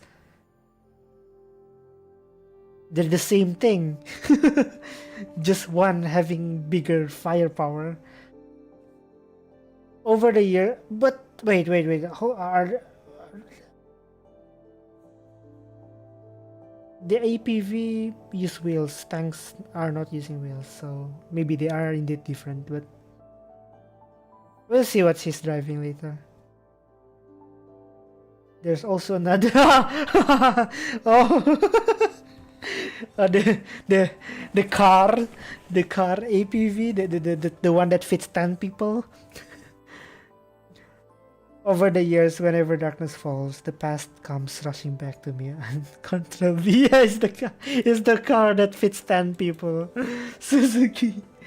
This is why I detest the night. The Mephisto agreement and the unending work of a bounty hunter isolate me best from this world's maelstrom, both in time and space. Despite the hard work and isolation, they are like a calming tranquilizer. They make friends with alcohol, pulling me into slumber. Yet the white nightmare does not fade. It has caught up with me, making it difficult to confront the choices I made in the past. A million self-reassurances and rationalizations fall flat in the face of this. The contract with the devil has since changed. I will not run, but am I truly ready? The comms terminal interface shows a recent message from Klukai, as well as messages from before, one after another. The messages repeats the same thing. Where are you? Where am I? I've never answered this question in my head or to them. To say the truth, I often struggle to fathom where I am in this world. What I know for sure is I don't want to drag 404 and their friends down the maelstrom with me. But it is time for me to give them an answer, not in the form of a message. I want to convey my sincerity. All these years, as I've tried to pull further and further away to the point of Aphelion, she has sought to be closer to me. Aphelion! The Environmental Survey Corps have chosen an abandoned settlement to make camp. The soldiers gather for a round of poker around a campfire. the crowd emitting song, anger, and laughter every now and then. おい、見苦しいぞローリング。さっさと隠してる缶詰をよこしやがれ。なんだよ缶詰って。見間違いじゃないのか？ What kind? 欲しけりゃ広報部隊からもらってこいよ。嘘つけ。出発前に見たぞ。お前のダチが包みを渡してたろ。中は缶詰に決まってる。What is it? What is it? こっちも手持ちが少ないってのに。For how little I have. 文句なら上に言うんだな。手柄に目がくらんで次から次へと任務を引き受けやがって。装備や配給もままならんうちに出発させられるんだぞ。総長が普段から物資をかき集めてなけりゃどうなってたことやら。I see. だな。列車の警備だけでもしんどいってのに、今度は大陸間列車建設のための環境調査ときた。先に俺たちの装備と補給を正規部隊レベルに引き上げてからだろう、そこは。Damn, you guys are just や mad. めだやめだ。どうせ上の命令には逆らえん。こうして腐ってるのがせいぜいだ。Curse people's mothers. おい、お前と一緒にするなよ。Lorraine slaps him hard on the back of the head, and the two of them start to roughhouse with each other. The onlookers start making a din and cheer them on, or they're fighting. Compared to the boisterous soldiers, Height 404 is rather quiet. Mekti is in sleep mode after being busy for an entire day, while Klukai looks on the buffooning and joking soldiers coldly. Dmitri notices her gaze, returning it with his own with unfriendliness on his face. 何見てる？まだ見るつもりならその目をほじく Damn, り出 dude, して dude gotta chill a little bit. 烏合の衆ね。 Oh, dude, this girl is just putting fire on fire. もう一遍言ってみろ。 Dmitri straightens up, putting his bottle down. 汚職、賭博、恐喝、任務にも消極的。チンピラと何が違うの？ God damn. 急ぎの任務だとか言いながら、キャンプじゃ堂々と休んでるじゃない。極潰しと呼ばないだけ感謝してほしいわ。Rich thieves. 鉄くずに何がわかるってんだ。いいか、人間はな、不眠不休の無能と違って肝心な時に頭と体が働くよう、休める時に休んでおくもんなんだよ。Unsleeping machines say that to Mekti. While speaking, Dmitri gestures towards his temple, giving her a provocative look. ま、脳みそに電 Did 線 he just しか did a 詰まってねえ gangster's? んだ。 Did he just did a gangster 確かに sign? 休む A 必要はない slur? な。 But for capable for brains, though, it's true that the rest is unneeded. 尻尾振って命令を待ってりゃいいんだからよ。気楽なもんだ。もう一度言うけど、404は人形が自主的に管理するエリート部隊よ。私たちの行動は私たちが決めるわ。エリートだとよ。笑わせてくれるぜ。そこのチビを見ろ。She sleeps earlier than any of us here. Just as Klukai wanted to make a retort, Mekti rolls over, laying near Klukai's feet. She seems to be thoroughly enjoying her sleep. これがエリートってか？ I mean, you know someone's really good when they're just slacking off and they just get the job done. That's more impressive than hardworking and then failing. The soldiers of the Survey Corps roar in laughter. 起きなさい。 Klukai bends down and shakes Mekti awake. Mekti shakes her head around in confusion. 今度は何？見回り。 Patrol. Patrol. Klukai pulls Mekti up, leaving the camp with long strides. Behind them brings out the taunts from the soldiers, with Dimitri's voice being the most prominent. おう、その調子だ。ちゃんと見張ってろ。エリート人形ども。Elite ninja naman.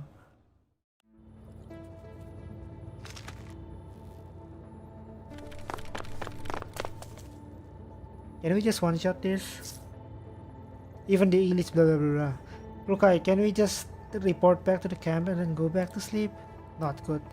Get ready for battle and wipe them out. おじけついたの？ You mean just auto it and then let the bot finish everything? 交代するなら今のうちよ。交代するなら今のうちよ。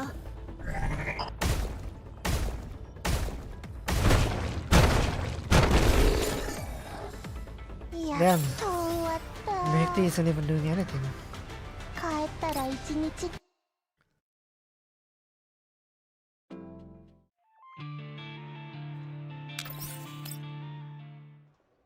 The night passes by without trouble. After a couple of hours of movement, the formation finally reaches the target settlement. 協力関係はここまでよ。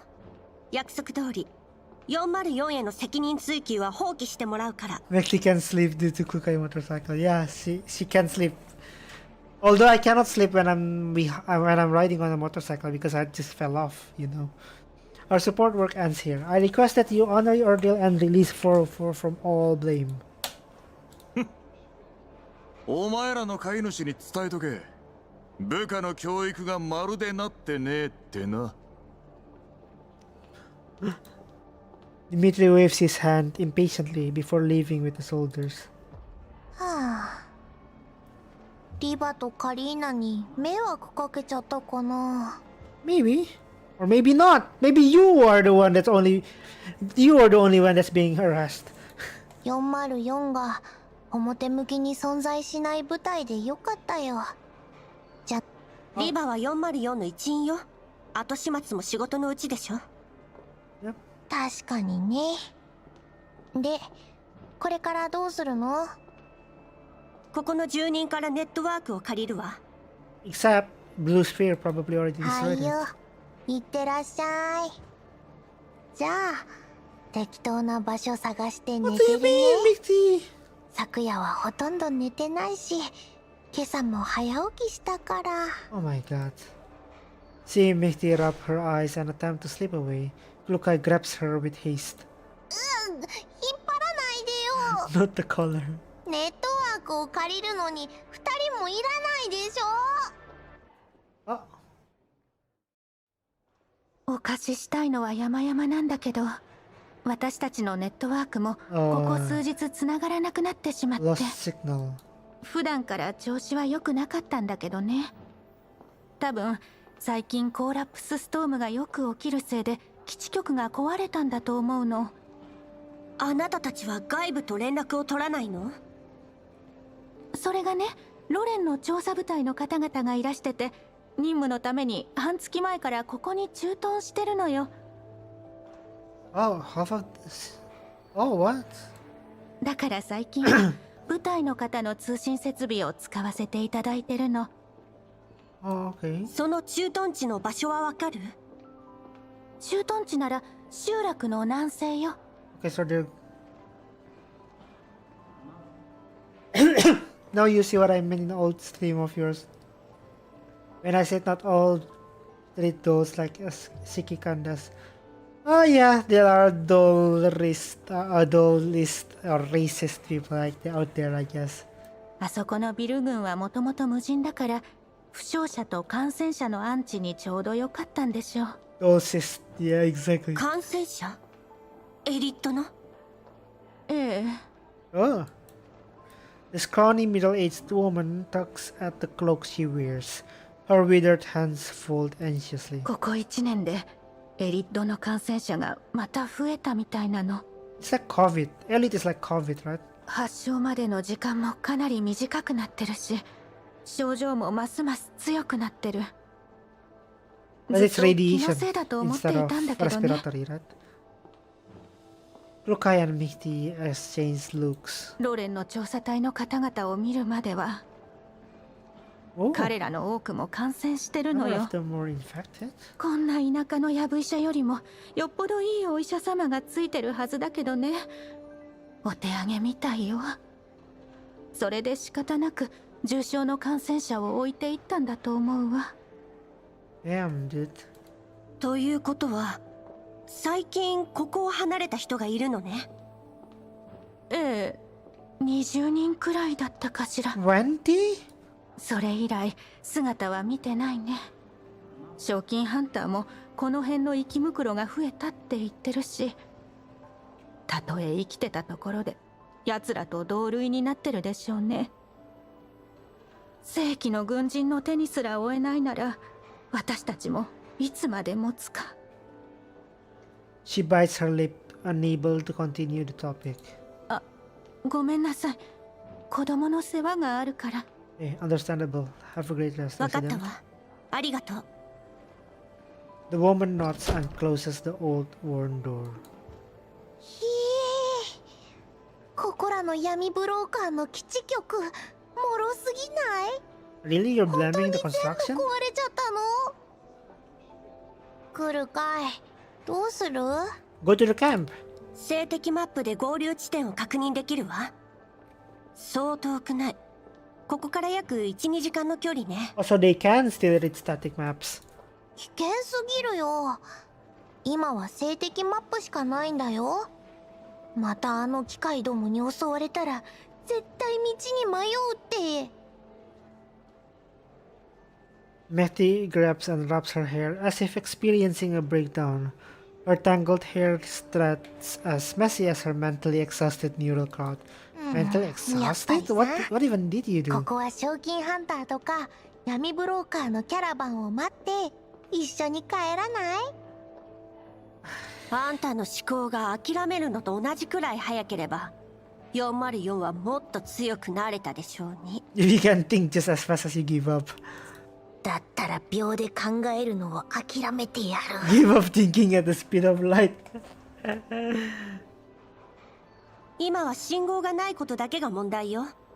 信号とネットワークへのアクセスキーさえあれば万事解決するわ。だからさっきから言ってるじゃん。どこにも信号なんかないって。あるとすれば。ちょっと待った。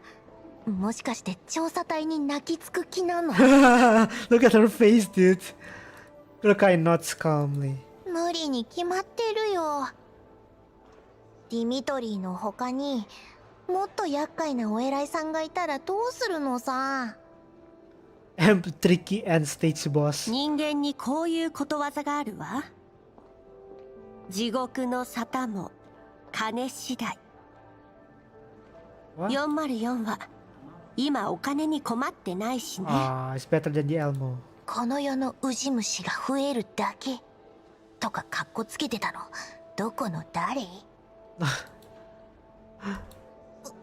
かったよ。 Look at her face. Just look at her 行け face. ばいいんでしょ。 Alright, they're going, I guess. Lukai and Mehdi arrive near the complex situated on the southwest side of the settlement. They see a transport escorted by military jeeps arrive and stop at the nearby field. Look at that truck, dude. Personnel in protective suits remove supply boxes from the vehicle. Hearing the commotion, medics from the Survey Corps come out of the complex to meet with them. あれってロレンの輸送車だよね。ここが駐屯地みたいだね。あの人たちに聞いてみようよ。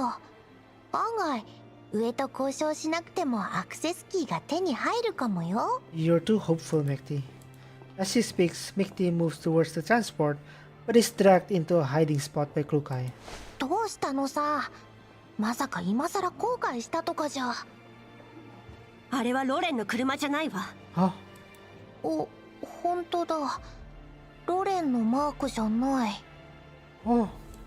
いくらイエローエリアが危険でも輸送車1台にこれだけの護衛はやりすぎよ。届く医薬品が多けりゃ救える命も増える。人形にはそんなこともわからねえか？ Oh my god, we got busted. Dmitri resonant voice rings out from a dozen meters behind the door. いつの間に。監視するつもりならもっと目立たずにやるんだな。だがまあ。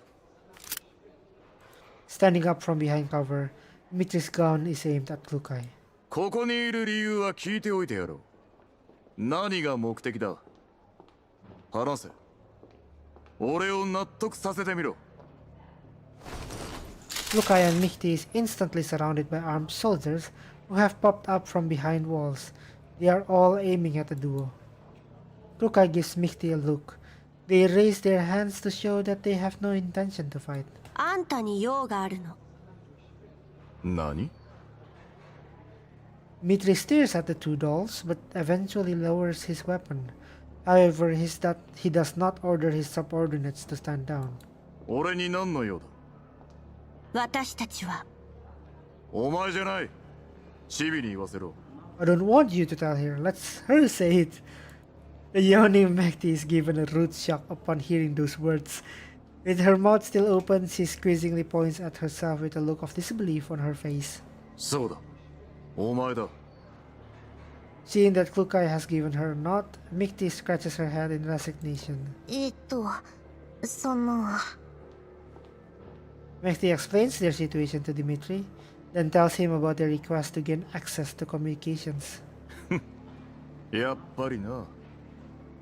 護送なんてのは建前だったわけだ。人形にしちゃ意外と頭が回るじゃねえか。You dolls have some brain of your own. 来るかい。これって褒めてるの？変なやつだな。仲間と連絡を取って合流したいだけよ。ネットワークを貸して。俺たちには関係ねえな。とっとと失せろ。I mean, we can't go back if we cannot communicate. That's the problem, Dimitri. Can't you see, you dumb... 費用なら You 払う。 dumbass. You will pay... Oh!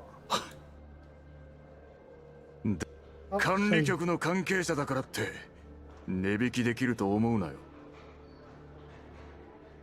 Facing Klukai's unyielding attitude, Dimitri lifts an eyebrow and switches to cantankerous tone. ここは確かに信号が悪い。軍用チャンネルを使うにしても特殊な受信増幅装置が必要だ。 Special signal 設備 boosters. およびチャンネルの使用料、メンテ費用、デポジット、設備を貸し出すことで被る損害への保証金、それから What the hell? That's a lot い of くら things. なの？ Dimitri makes a hand gesture. ぼったくりだよこんなの。闇ブローカーの方が向いてるんじゃ。払えるなら払え。出なければ失せろ。いいわ。It's not just Mechti. A flash of surprise runs across Dimitri's face as well. 口座情報を教えなさい。どうせあんたのプライベート口座だと思うけど。言っておくが、これはロレン正規調査部隊の専用チャンネルだ。やり取りの内容には気をつけろ。怪しい奴との連絡が分かれば直ちに使用権限を剥奪するからな。後から文句はなしだ。 Okay. どんなに怪しかろうが、物資の護送すら外部に頼むしかないあんたたちよりマシよ。 Road vehicle to transport supplies. お前には分からねえぞ。これはな、民間資源の合理的利用ってやつだ。このご時世、どいつもこいつも物資を必要としてる。のんきにロレンの専属者を待ってたら、 He does have 患 a 者なんざ point, とっ but くにあの世だぞ。I just don't want to agree. それにこれは俺たちじゃない。上が決めたことだ。 Oh, he's mad. 必要な情報を教えてやれ。はっ。 How's your soldier? A subordinate beside Dimitri nods, then starts working on the trait Klukai's communicator rings. 受け取ったわ。 Shortly after, Dimitri's communicator ring as well. After taking a glance at the balance in his account, Dimitri closes the interface irritably. 入金を確認した。必要なもんが手に入ったんなら、とっとと失せろ。邪魔だ。 Pocketing her communicator, the two dolls turn towards the exit of the camp. After leaving the Survey Corps camp, Klukai immediately establishes communication with Andoris and Belka. Belka's voice and projection appears immediately. お姉ちゃん心配したんだよ。すぐ会えると思ったらいきなり連絡がつかなくなるし、もう心配です。絡がつかないから美容家ずっと心配してたんだよ。自分だけでローラー作戦するって聞かなくて。White area search. だってお姉ちゃんがいないと生きていけないもん。分かったから本題に入るわよ。予定した集落には着いた？なんとか順調とは言えないけど。Andoris wears an expression of worry, yet she touches her face relaxedly. 私たちも途中から信号が途切れちゃった。出発する前にデールに受信増幅装置を積んでもらったのに。Yeah, suspicious. でも運が良かったの。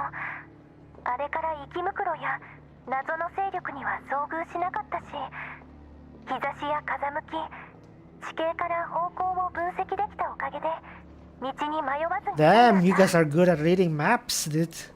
集落に着いた後は住民からネットワークを借りたよ。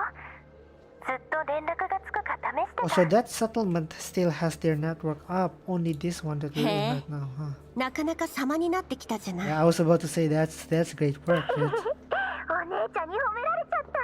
超嬉しい。 Did anyone praise you, Belka? グルカイ隊長の訓練のおかげだね。それに比べて未熟な誰かさんはバイクの後ろでギャー A ギャ useless ー doll 騒 who ぐ can only complain in the backseat. She's sleeping as well. Mekti has taken the opportunity to switch to sleeping mode at an unbelievable speed while they were talking. Watching the unambitious Mekti, Kukai lets out a sigh. 朝から晩まで寝てばっかり。 She's just me for real. 今はゆっくり休ませてあげて。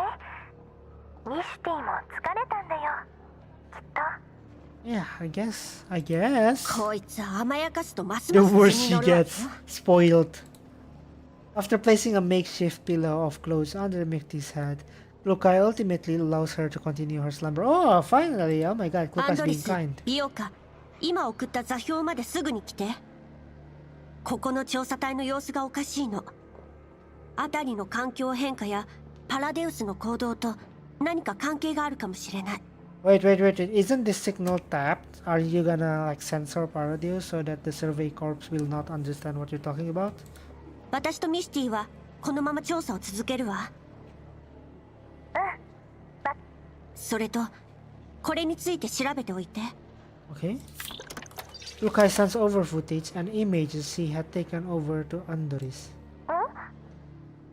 これはロレンの物資補給車らしいけど、見たことないマークがついている上に武装した護衛が数多くいたわ。このエリアの異変と何か関係があるんだね。 It's not them, I think. 今はまだなんとも。でも用心するに越したことはないわ。わかった。通信状況を維持。何かあったらすぐに連絡して。 Okay. 了解。 After ending the communication, Kukai finally has some time to herself. She opens her message interface. As expected, there is no message from that particular person. Kukai understands that she will definitely hear about it if they had met an end, so if they don't respond, they are safe. What? With this line of thought, Kukai pockets her communicator. Ooh, who's she?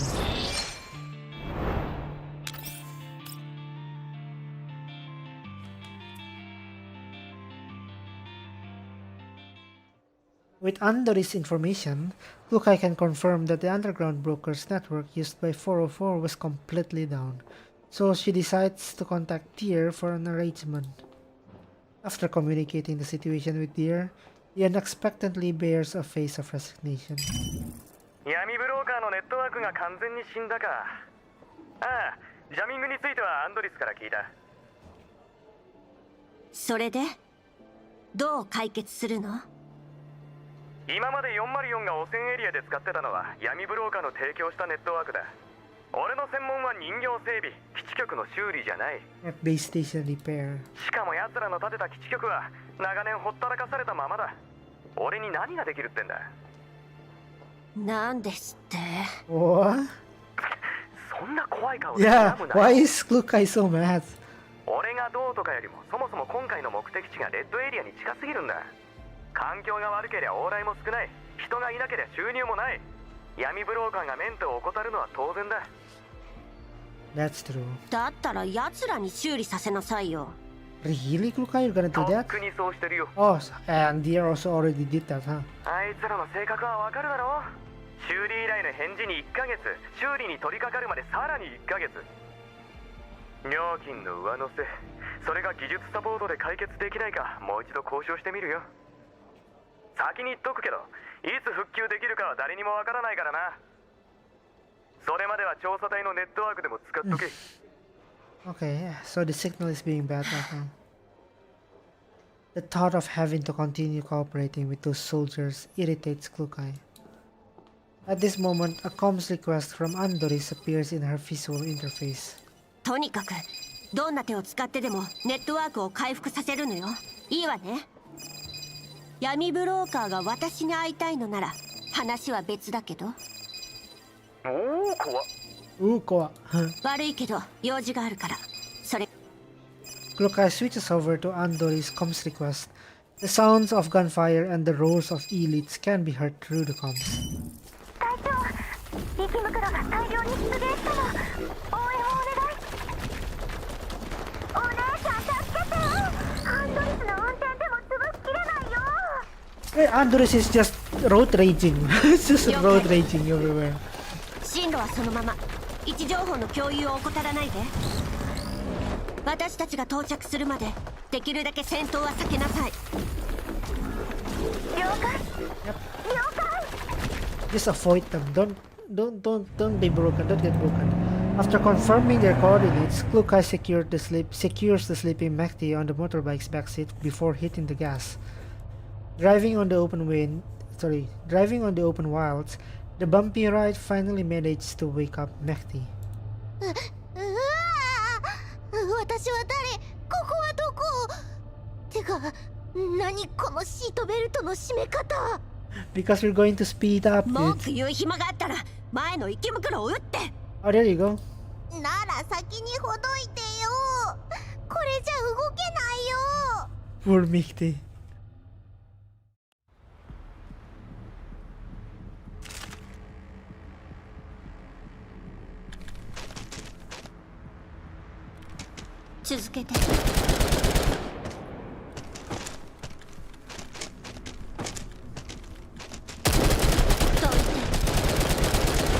Oh, thanks, you're doing a bunch of work for me already. Move quickly. Andoris and the team need support. おじけついたの？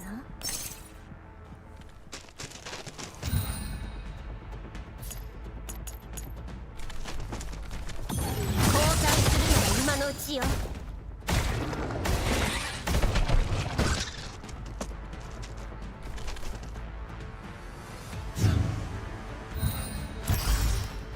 ハンデをあげる。 There you go, easy stuff. Oh my god. Not even an effort, dude. 404を敵に回したのが運の尽きよ。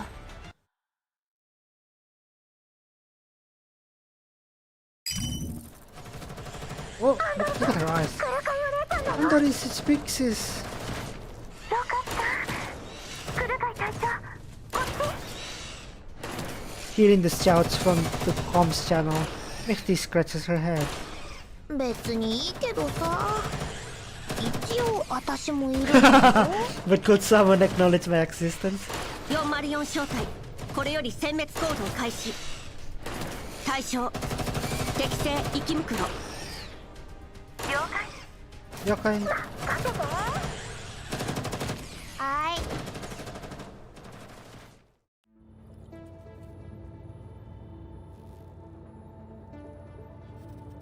Why is there a plane?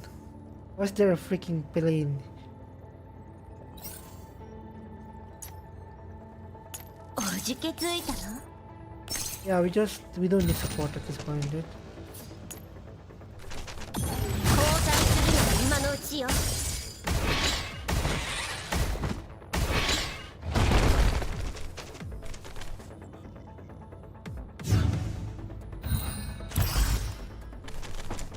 ハンデをあげる。My god, her range is so far.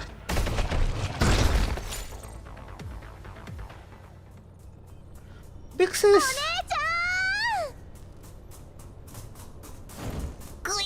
Eh? Right after the blast bullet ends their final elite, Belka jumps off the boulder and rapidly sprints to where Klukai is. どいて。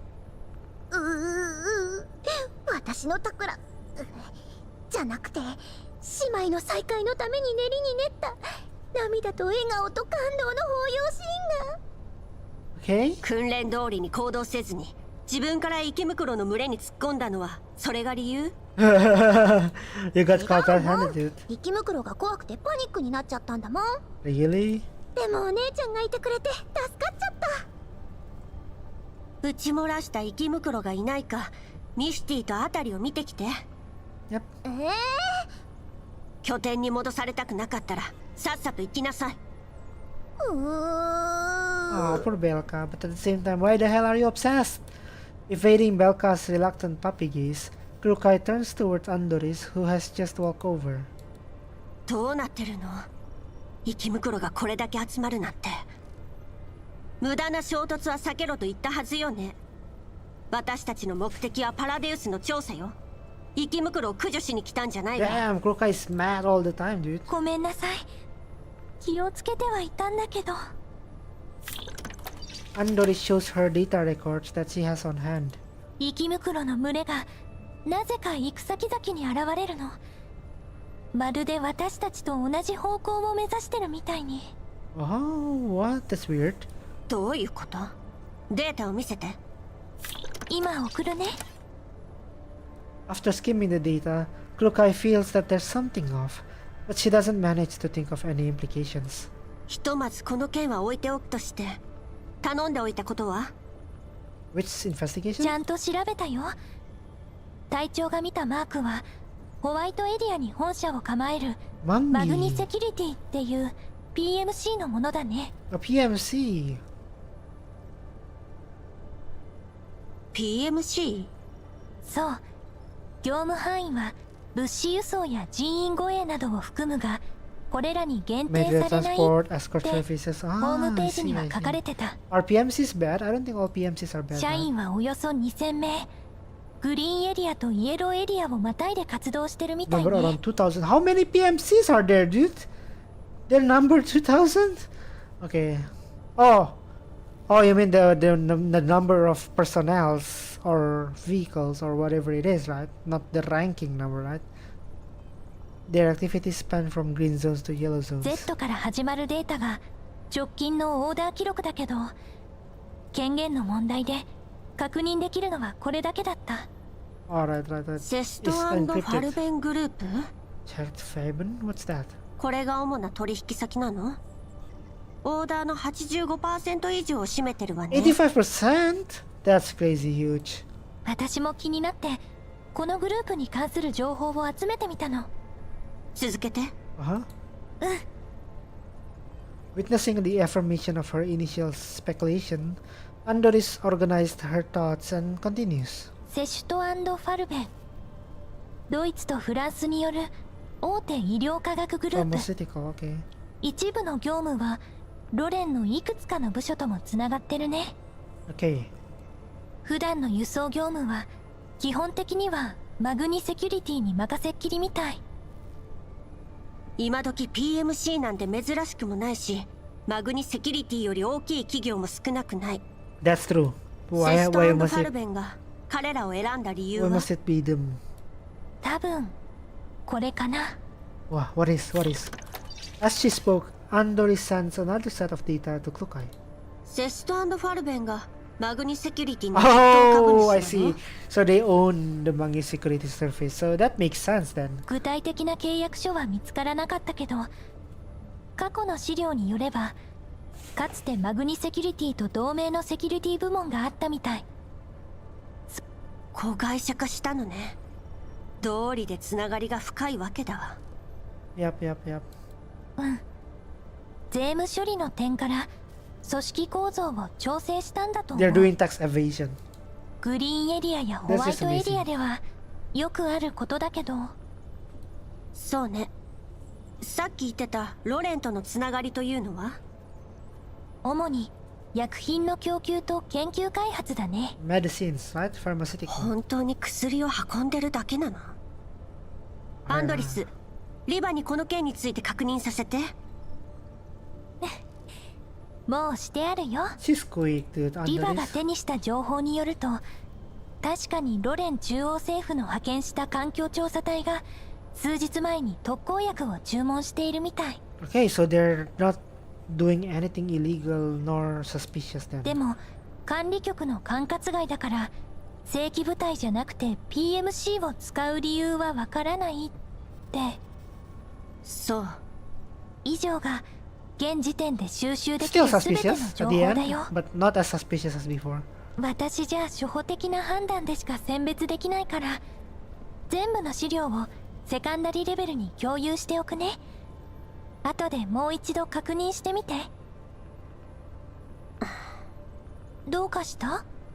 短時間で集めた情報の量も質も以前より格段に上がっ Yeah, てるじゃ dude, ない。 that was so accurate and that answers like the majority of the questions. ちゃんと段取りを踏むようになったし、少しずつだけど情報への判断力も身についてる。 Damn, I know, right? Andoris, I think she's like the smartest out of the four of you. Rukai turns her head after noticing Andori's smile. 合格ってことに Oi, してあ oi, げる。 don't, what? No. これからも頑張ります。 Oh, that's cute. Hey, hey, I'll make sure to catch up faster. みんなに追いつけたら隊長にも喜んでもらえるかな。 Oh, I bet she will. 調子に乗らないで。 Don't get too carried away. Oh man, the yandere is, the tsundere is out. A thought hit Kukai just as they end the topic of conversation. 美容か？ Yuka? はいはい、お姉ちゃん呼んだ？ Hearing Klukai's voice, the patrolling Belka rushes back. あそこの寝ぼすけを叩き起こして、そろそろ行くわよ。 It's time to move. オッケー、任せて。 Klukai looks towards Andoris as Belka runs off. ミシティは私が連れて行くわ。あんたは美容家をよろしく。 For someone who don't like Misty, you are そ pretty れと close to her, Klukai. 民謡のはここじゃ不安定だから、あんたたちも調査隊の軍用チャンネルを使って。 Okay. わかった。あ、隊長。どうしたの？風速と放射線量が変化してる。多分またコーラプスストームが来るよ。 Another storm? わかったわ。寄り道せずに集落に戻るわよ。 Okay. Don't waste time on the road. ちゃんと戦力配置を考えれば勝利への道は。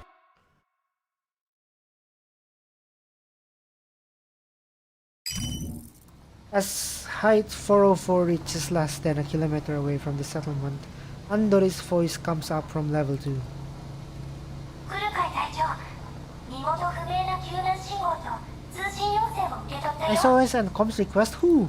IP アドレスからして同じネットワークを使用しているようだけど。 That's suspicious, dude. 了解。こっちに繋いで。 Upon accepting the comms request, a familiar booming male voice rings out from within a sea of noise.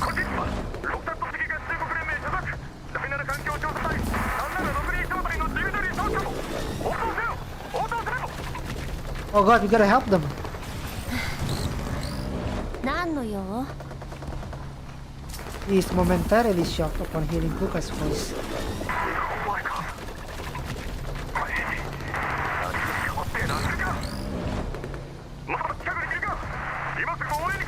Help them, dude, help them. 協力関係は終了したはずだけど。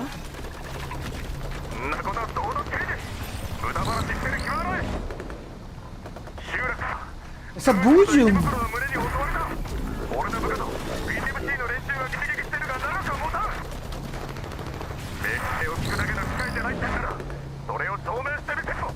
You know what to do?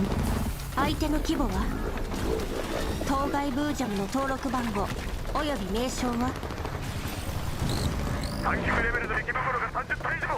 30 level 3 elites? ブーデムのホフは番号と名前が分かるんが少なくとも4級以上だ。 Level 4 and above. 了解。 As she cleanly cuts the comms, Kulukai issues an order through level 2 to all height 404. 404第一小隊全隊員に次ぐ。これより戦闘態勢に入る。セカンダリレベルでの通信を維持せよ。現在の進路を保ったまま加速。私とミスティは1分後に目標と接触する予定。 Okay. アンドリスとギオーカは後方から援護。 Okay. 了解。オッケー。何？ Ah, 戦う Mixie. の？今度は誰と？ A Bujum. Exactly, a Bujum. ブージャム？それって超やばいじゃん。 What do you mean? You have strong shit weapon, bro. 戦況に応じてプラン B に切り替えるから And 準備してお what きな about さい。 what is it with Plan B? Why do you always use that? またあれやるの？ Mixie is like a... 隊長、戦場が見えたよ。 One does not need Andoris to see that the intense gunfire and screams that signal a fierce upcoming battle. The armed forces and mechs surround a single large Bujum. Their rifle rounds do not seem to do any real damage against its hardened skin. The storm throws up yellow sand, making the small buildings of the settlement in the distance seem even more dilapidated and brittle. The Bujum waves its thick and sturdy limbs around, toppling over a heavy jeep with ease. The men in the jeep who have no time to escape are buried for eternal sleep in this dangerous wilderness before they can even scream. ちょっと、このブージャム強すぎない？ Yeah, chill, Mexi, you're strong enough. 無理無理。来るかい？やっぱり。 You're just lazy! Dude, you're just lazy! You can beat him! Kukai takes a deep breath, getting ready to press the button. However, she is a little hesitant. 待って、隊長。何？現在収集した戦場データによれば、ミスティ。 Andoris' voice once again stutters, the amount and complexity of battlefield information almost overwhelming her to the point of crashing. But line after line of battle intel continues to successfully be transmitted to Kukai through level 2. After quickly processing the information from Andoris, Kukai roughly understands what she means. あいつの皮膚、通常の武器じゃ壊せないか。 This Bujum has reached the point where regular weapons won't be able to hurt? ミスティの高出力モードをオンにしてもダメージは与えられないと思う。 Oh, you can turn on Misty's switch to be sleeping mode or like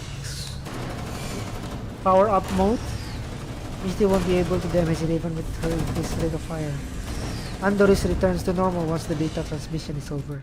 直さなきゃメジャー。 Huh, 私たちじゃあのデカブツどうにもできないってこと？ that's scary. そうだ。デードが新しく開発した火力プログラムを使ってみたら？ What combat program? 出発前にインストールしてもらったの。セットの外付け装備もトランクの中にあるよ。 賞賛は？試してみる価値はあると思う。 Well, according to the test course, we can surely try. What do you mean by that? It doesn't answer the question, 予備電 Andoris. 力を借りる必要があって、ロードと照準におよそ120秒 Borrow か her かるの。 power, borrow Misty's power, and 120 seconds of loading. しかも一旦起動したらストップできない。つまりチャンスは一度だけ。 Okay, take it. ミスティ、後方でアンドリスと合流して。リオカ、ミスティと一緒に狙撃ポイントを確保。ロード中のアンドリスを援護して。余裕があれば前線の生き袋にも対処してちょうだい。 Okay. 任せて。コロコロは？ Okay, 前線 well, は私が。 I'll fight it on the front lines. Damn. そんな危ないよ、お姉ちゃん。あいつを引き止めるには十分な火力が必要よ。戦線が崩壊すれば何もかも終わるわ。 Okay, okay, she's buying time. She's buying 私 time. もお姉ちゃんと行く。命令に従いなさい。自分の任務を忘れたの。でも来るかよ、信じなよ。リオカのお姉ちゃんは最強なんでしょ？ Yeah, she is strong. 私のバイクを壊したら承知しないわよ。 I'll come after all of you if it gets broken.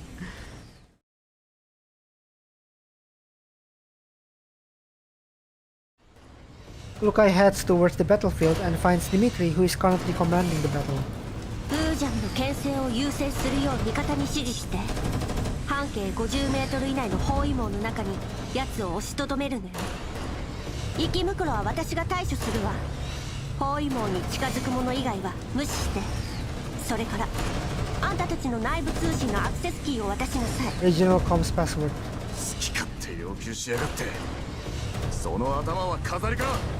あいつの頑丈さを見ただろ。こっちの武器は通用しねえんだぞ。通用しないなら黙ってなさい。 Shut up if you know you can't beat it. 404には Good quote, 奴に good 重 quote, 傷を quote 与 of え the る day. 術がある。あんたたちは指示に従えばいい。 Dimitri stares at Lukai. After confirming that she isn't messing with him at all, he turns and presses the button on his comms device. 総員に次ぐ。俺の3時方向110メートルに半径50メートルの包囲網を張ってウージャブを誘い込め。雑魚は無視しろ。繰り返す。俺の3時方向110メートルに半径50メートルの包囲網だ。ウージャブを牽制しろ。さっさと仕上がれ。 Okay. The formation starts moving orderly once the order is received.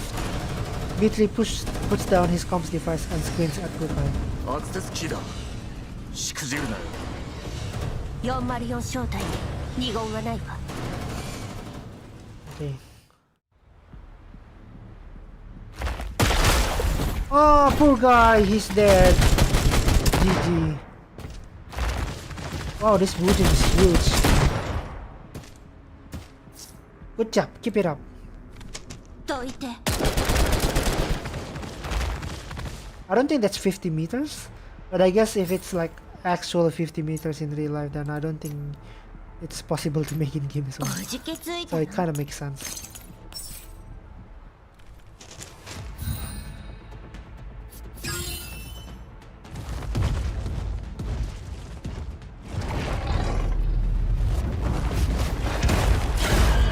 Terror horn. Terror horn something something. 交代するなら今のうちよ。成功。 It's dead. Oh, cutscene, cutscene.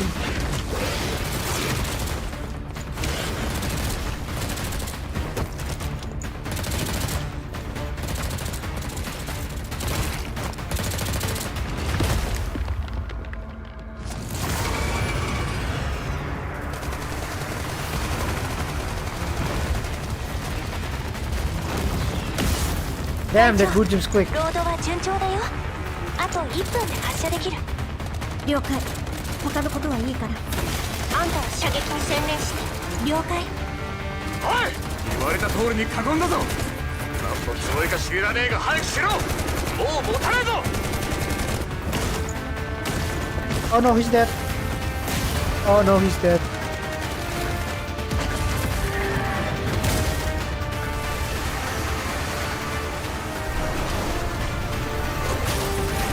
Oh no, they're dead.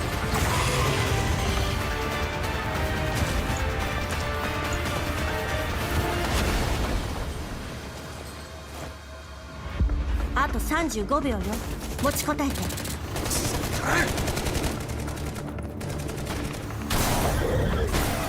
30、 Okay, 20、 25. 20。 Oh no.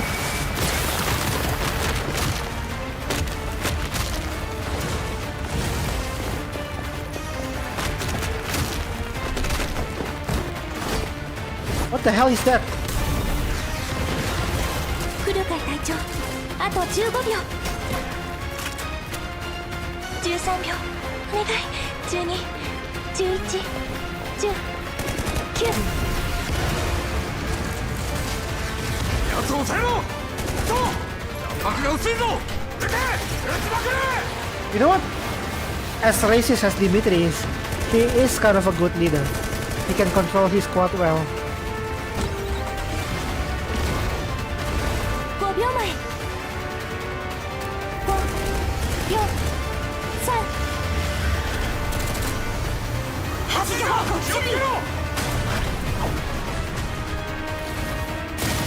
Shoot, shoot, shoot, shoot, shoot! Oh my god!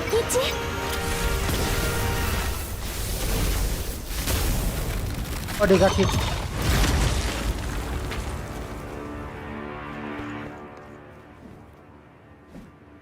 That's a wrong. Oh no!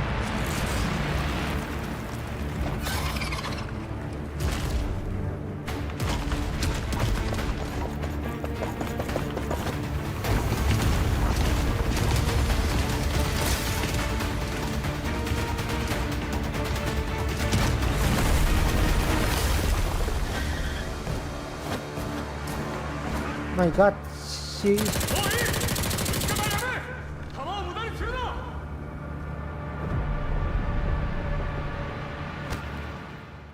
Someone just... 負傷者は駐屯地で治療を受けてこい。他は戦場清掃。 Someone just 負傷 betrayed 者を the 凍 whole 結し thing. ろ。修理可能な機械も回収しておけ。それとマグニの責任者を呼んでこい。 Oh, is the person from the PMC? Mitri viciously kicks a broken machine near his feet after silencing his comms. 何が PMC だ。何がマグニセキュリティだ。その役にも立たねえ。 On the other hand, Height 404's 3 other members rush over under orders from Klukai. 惜しかったね。もうちょっとだったのに。人間たちがヘマしなければ今頃あのブージャムも死んでたでしょ。 Someone ambushed them. クルカイ隊長。あんたのせいじゃないわ。でもやっぱり悔しい。あのブージャム、もう襲ってこないといいけど。 Yeah, same. Andoris looks worriedly in the direction of the Bujum escaped. アンドリスのあれすごい威力だったね。デールのやつ結構バイオレンスなのかも。Hidden propensity for violence. ミシティ、ビオカ、あんたたちは先に集落に戻って待機。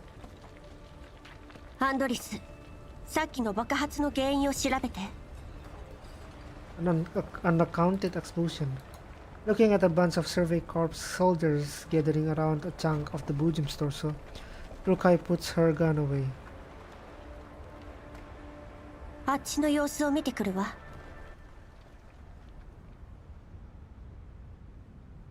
おい、嘘だろ。 What? いや、間違いないだろ。さっき総長にも伝えたから、もうじき来るはずだ。What is it? Going past the shocked shoulders, Rukai sees spots of silvery white light shining from underneath the bloody mess. Viewing it at a different angle, Klukai realizes that the shine comes from a piece of metal. The piece of metal protrudes from a broken stump, its surface already covered with some crystals due to the effects of collapsed radiation. ドッグタグ？ Dog tags?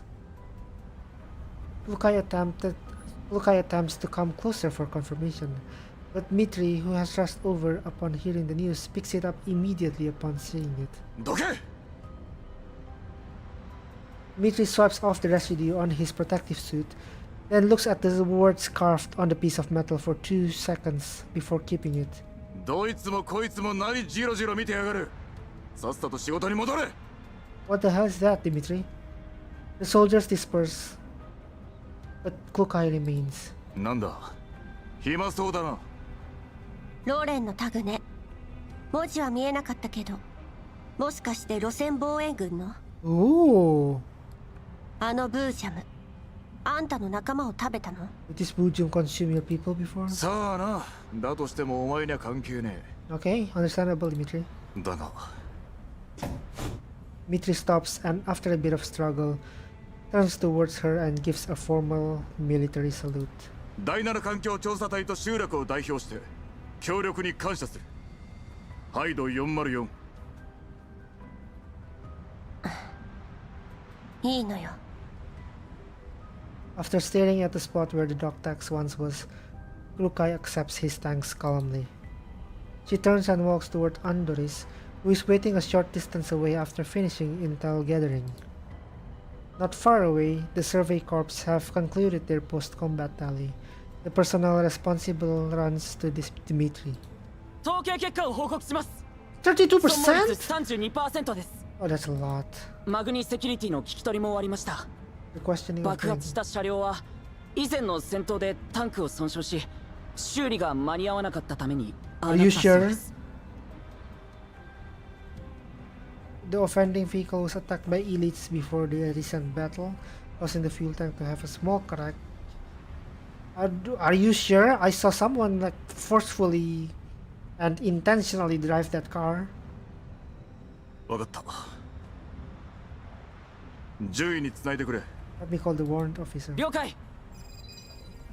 After a minute of waiting, the comms request is accepted. こちらはロクサット主義合衆国連盟所属第7環境調査隊3762小隊ディミトリー総長です。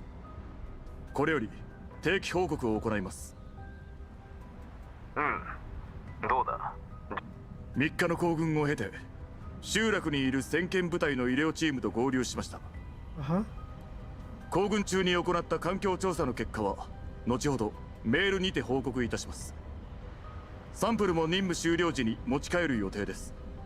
よろしい。この調子で任務を続行したまえ。順位。今回の調査任務を一時中断した上で増援を派遣願います。任務は増援部隊の到着後に再開すべきと判断します。Yeah, I guess that's a good call. その理由は我々は集落で少なくとも4級以上のブージャムに遭遇しました。名称及び番号は識別できず、その体の一部から MIA とされていた兵士のタグが見つかっています。Right. ドッグタグが見つかったということは、彼らはもう。Dmitri falls silent, but grits his teeth and pushes on to complete the sentence. すでに戦死したものと思われます。The comms channel falls in a moment of silence. So this is something serious. Oh my god. だが任務は続けてもらいたい。今の我々では4級のブージャムには対抗できません。今回だって10人以上が死んだんですよ。残った者だけでは任務など遂行できません。これじゃいたずらに兵を死なせるだけだ。 Yeah, dude, that's real. Noticing he has lost control of his emotions, Dmitri steadies himself. 申し訳ありません。つまりより強力な増援がなければ任務は遂行できません。でなければ無駄に被害を被るだけです。君の心中は察するよ、ディミトリー総長。Okay. At least the warrant officer is 大陸間 understanding. 列車の敷設を遅らせるわけにはいかない。ルートが変更されて以来、新たなプランの制定が急務となっている。君たちが集めたデータ、調査した土地、建設した基地局の一つ一つが計画全体へ重大な影響を及ぼすのだ。任務を続行してくれ。そうした方が増援が到着した後もやりやすいだろう。私も可及的速やかに増援を手配する。So he will get reinforcements. It's just that it's not going to be strong reinforcements. はっ、順位。次の報告も期待しているよ。After ending the communication, Dmitri notices that the soldiers around him are carrying strange expressions. 怖けりゃ言え。何も恥じることもない。恐怖を感じない奴は人間じゃねえ。機械だ。総長、あれはブージャムですよ。我々は頂上列車でもブージャムに遭遇してます。兵站駐屯軍の支援がなかったら列車はブージャムに粉々にされてたはずです。Yeah. 分かってる。 It's the astonished soldier. He's still alive. I'm glad he's still alive. He lets out a heavy sigh. 炊事兵に伝えろ。今夜はごちそうだとな。死んだ奴らの遺族への保証は俺が申請しておく。 Yeah, dude. はい。さあ、持ち場に戻れ。総長はどうします？俺は後だ。見落としがないか確認しておくさ。Real. He's so real. He's a leader, dude. The storm continues, but dusk is approaching. As the setting sun paints a deep red over this broken, desolated land, Dimitri squeezes the found dog tags. Despite being isolated by thick protective suit, he can almost feel the hardness and lifeless cold that belongs only to metal. For a long time, he simply looks towards the wilderness in front of him without speaking a single word. The wilds respond only with the sound of boundless wind. Dmitri hesitates for a moment, and without regard for anything at all, he yanks off his protective mask and spits hard on the ground. 最悪の気分だぜ。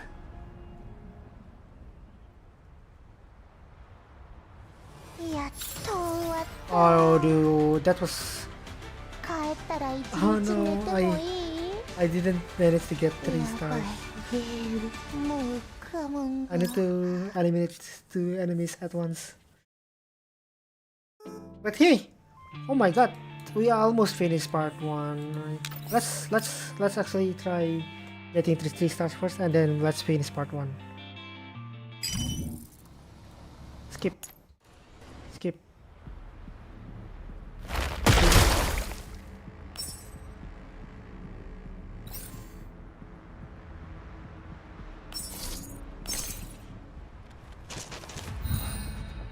How do we get 2 enemies at once?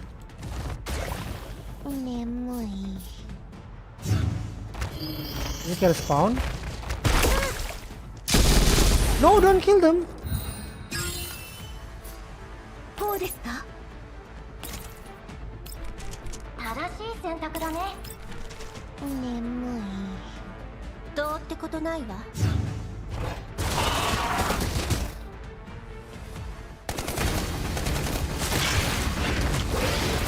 What? What do you mean? What do you mean? Am I too strong? やっと終わった。 Oh my god! I'm just gonna bring Kukai then.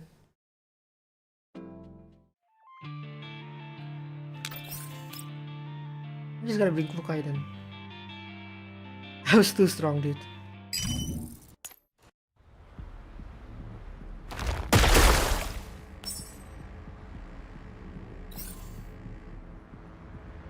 Maybe QJ. Maybe let's bring QJ. Yo! Yeah.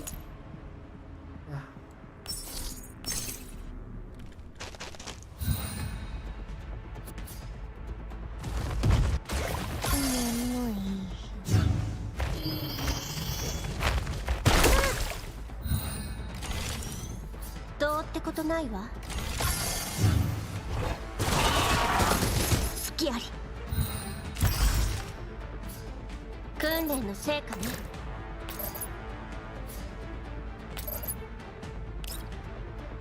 There you go. 交代するのは今のうちよ。どうってことないわ。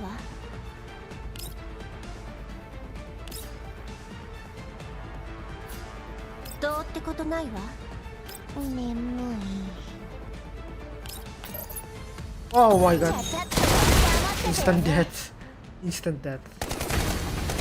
Okay, we got the 3 stars and then we can finish the story. 404を敵に回したのが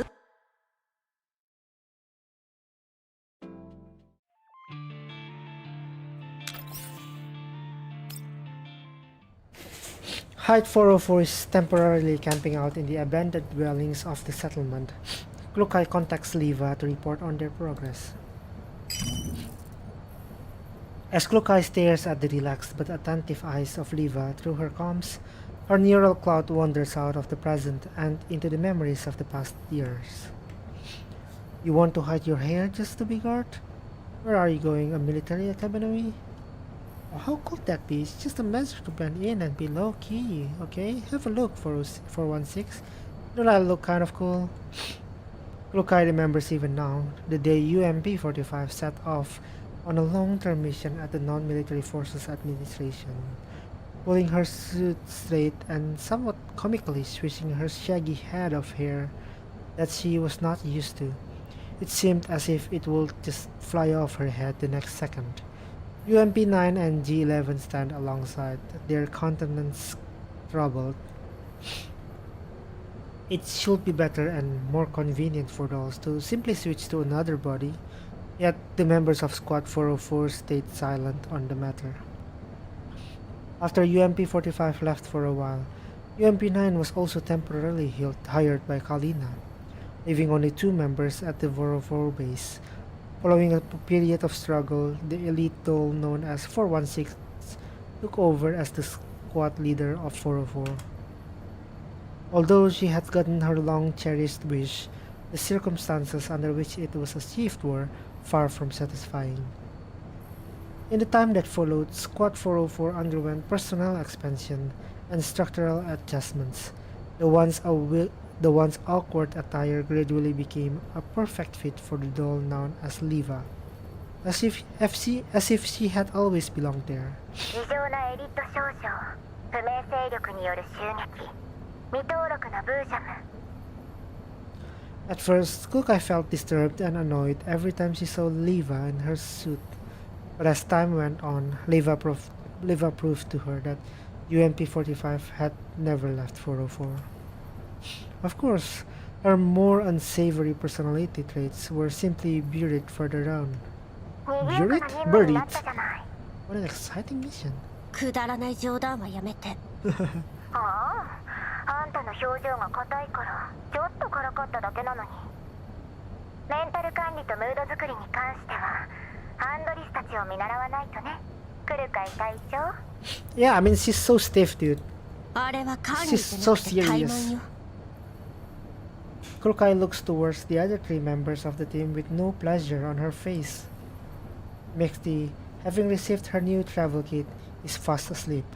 And Doris is maintaining her beloved gun, while Belka is holding her communicator, watching it intently. 任務に進展がないっていうのに、揃いも揃ってのんきなこと。 Damn, Kukai, chill. 疑問点はいくつか見つかったじゃない。ペースが遅すぎるのよ。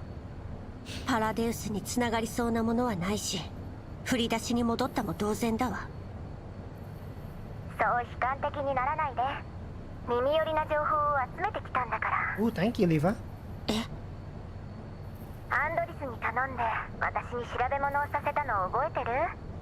ちゃんと調べてきたわよ。すべては大陸間列車から始まったの。 Intercontinental Railway? そうみたいね。調査隊の兵士からそれらしい話を聞いたわ。まずあんたたちのいるエリアは線路予定地で、3年前には敷設ルートも決まっていた。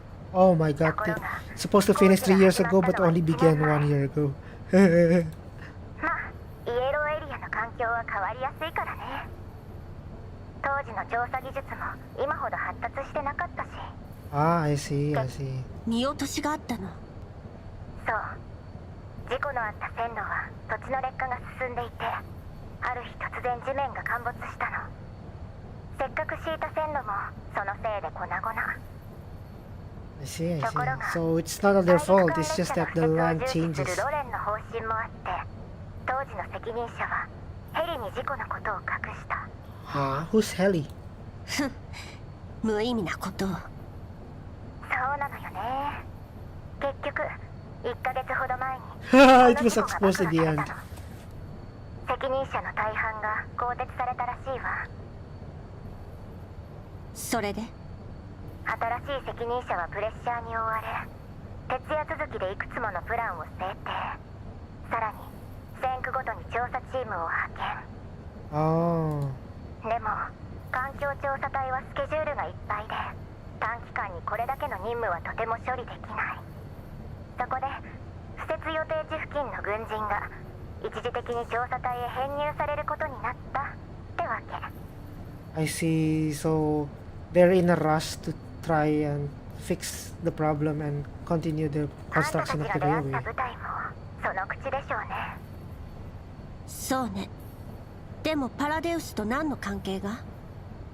おやおや、相変わらず頭が固いのね、来る会は。Oh, what is it then? あんたこそまともに話もできないの？知っ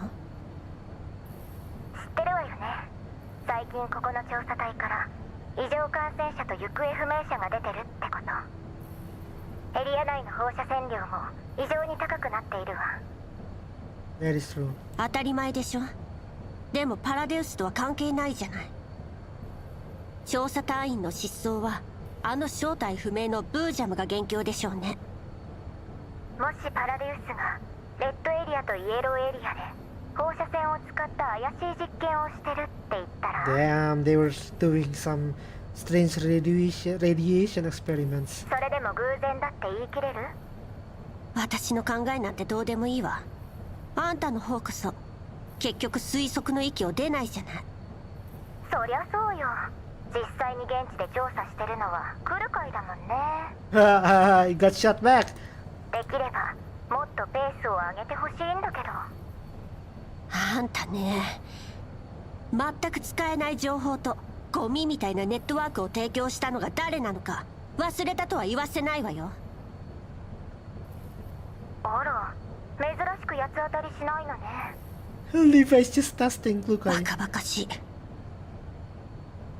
Klukai brings the topic back on track after thinking for a bit. アクシデントの連続で武器と物資が予想以上に消耗してるわ。この環境と不明勢力の脅威がある限りどんなリスクに直面するか分かったもんじゃない。 Yeah, agree. こんな任務続ける必要ある？あるでしょうね。パラデウスは神出鬼没よ。どんな手がかりだろうと見逃せないわ。だからって私たちが危険を冒す理由にはならない。Is そういうだろう is と思って Levi's going to call 特別に増援を reinforcements? 2組派遣しておいたから。I've specially dispatched 2 additional teams for support. It's the Grodza team, isn't it? ちなみに来る会もよーく知ってる人たちよ。 Oh, Klukai's old acquaintance. Who's the other team? The other one is 知ってる人た Grodza? ち？ Who's the other one?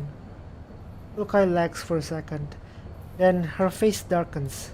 まさかあの調査隊じゃないわよね。 Trophy corpse?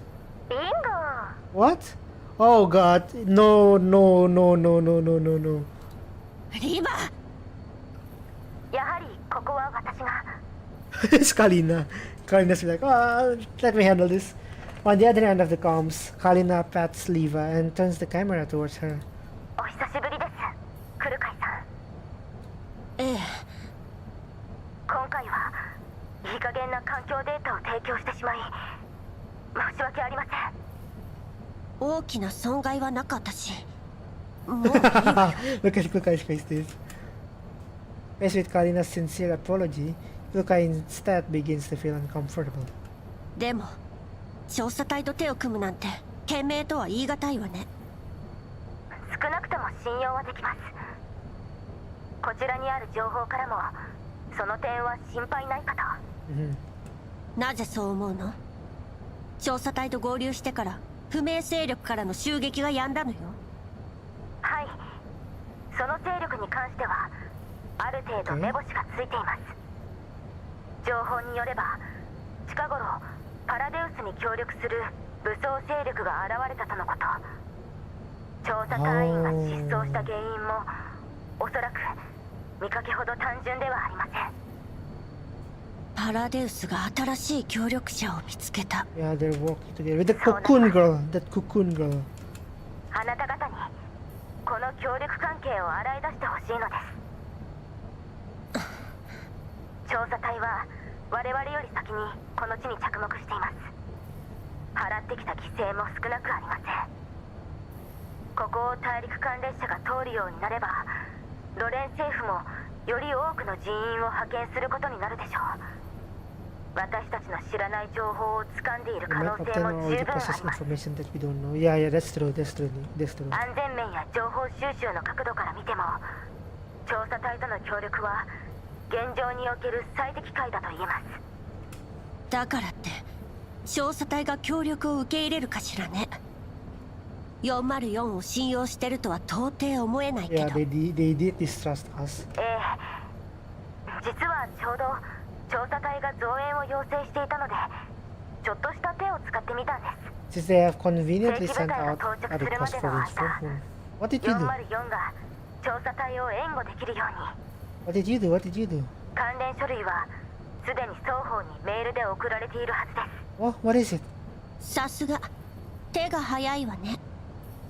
あなた方をサポートするのが私の役目ですから。カリーナ、リバみたいなやつとは距離を置いた I 方がいいわ suggest you avoid interacting with Liva too much.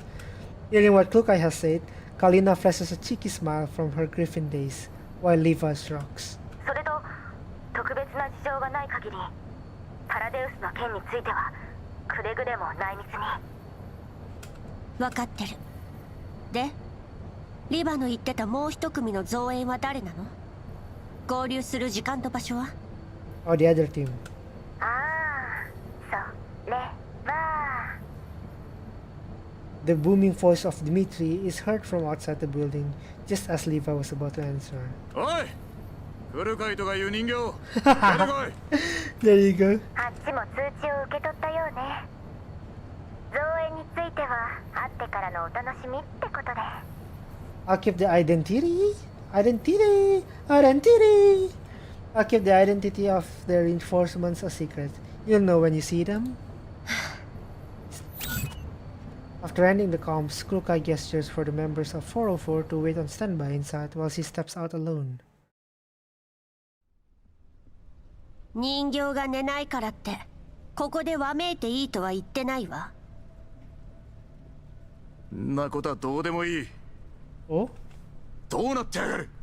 なんでお前らが部隊に加わることになってんだ。非軍事勢力管理局はロレンに隷属してる。人員を融通し合うのは当然で Yeah, す。 that is true. The NMFA, Nom-Fi, the Nom-Fi belongs to a URNC in the first place, so. 同じアルバイトのくせして知らなかったの？メールは見たのか。 Noticing Klukai's puzzled expression, Dmitri starts to taunt her with smugness on his face. お前ら4人と俺たち調査隊は雇用関係にある。 Oh. 言いたいことはわかるな。つまり今後はこっちの命令に従ってもらうぞ。面倒を起こすな。口答えは許さん。 Why is he so happy about it? Klukai closes her interface unhappily after confirming the contents of the email. But at least they can be trusted. Her neural cloud is code with Kalina's code. At least Klukai manages to suppress her resentment. 契約には従うわ。面倒ごとに関しては私たちよりも自分たちを心配したら。朝6時に出発する。遅れるな。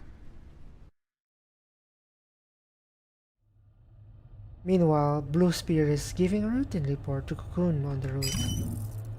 味方が目標を発見したようです。 Oh? おめでとう。やっと見つけたわね。目標の移動速度は予想の 40% 以上です。さらに移動ルートの計算に誤差が発生。回収までさらに時間を要します。じゃあ急がないと。そういえば私が送った増援結構使えるでしょ。マグニセキュリティのことね。 That was you, Cocoon? それでターゲットは始末できた？コネを駆使して手に入れた輸送の依頼なのよ。失敗してたら嫌だわ。まだです。ロレンの環境調査隊と4名の戦術人形がいたため回収は困難。あの場は逃がすほかありませんでした。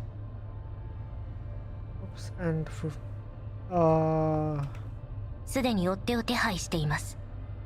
必ずやブージャムを殲滅し例のものを回収してご覧に入れましょう。 What are they trying to retrieve? はあ、工事魔王子ね。 What? 回収した後は全員始末しておくのよ。私の可愛い戦場相当部隊隊長。かしこまりました。基地局の破壊は順調に進んでいます。ほどなくして敵は一切の連絡手段を失うでしょう。彼らの装備に特筆すべきところはありません。マグニセキュリティの武装部隊でもたやすく排除できます。用心するに越したことはないわ。今の事態だって油断したせいでこうなったんだ。 Yeah, that's like the biggest problem of everyone, huh? Underestimating your enemies. 人間は面白い生き物よ。追い込めば追い込むほど彼らは強くなる。 Yes, the more you force 肝 them, 心 the な more と they ころ become で strong. 喉を噛み砕かれないよう気をつけなさい。承知いたしました。用心して参ります。それじゃ切るわね。ああ、早く次の子に連絡しないと。 What do you mean? ダーチュアもブルースフィアみたいにしっかりしてたらいいのに。 God damn. That was really interesting. Oh my god. I guess this whole part is just for the setup. Like, all of these are just the setup of what's gonna come in part 2, dude. I can already feel it. Oh my god.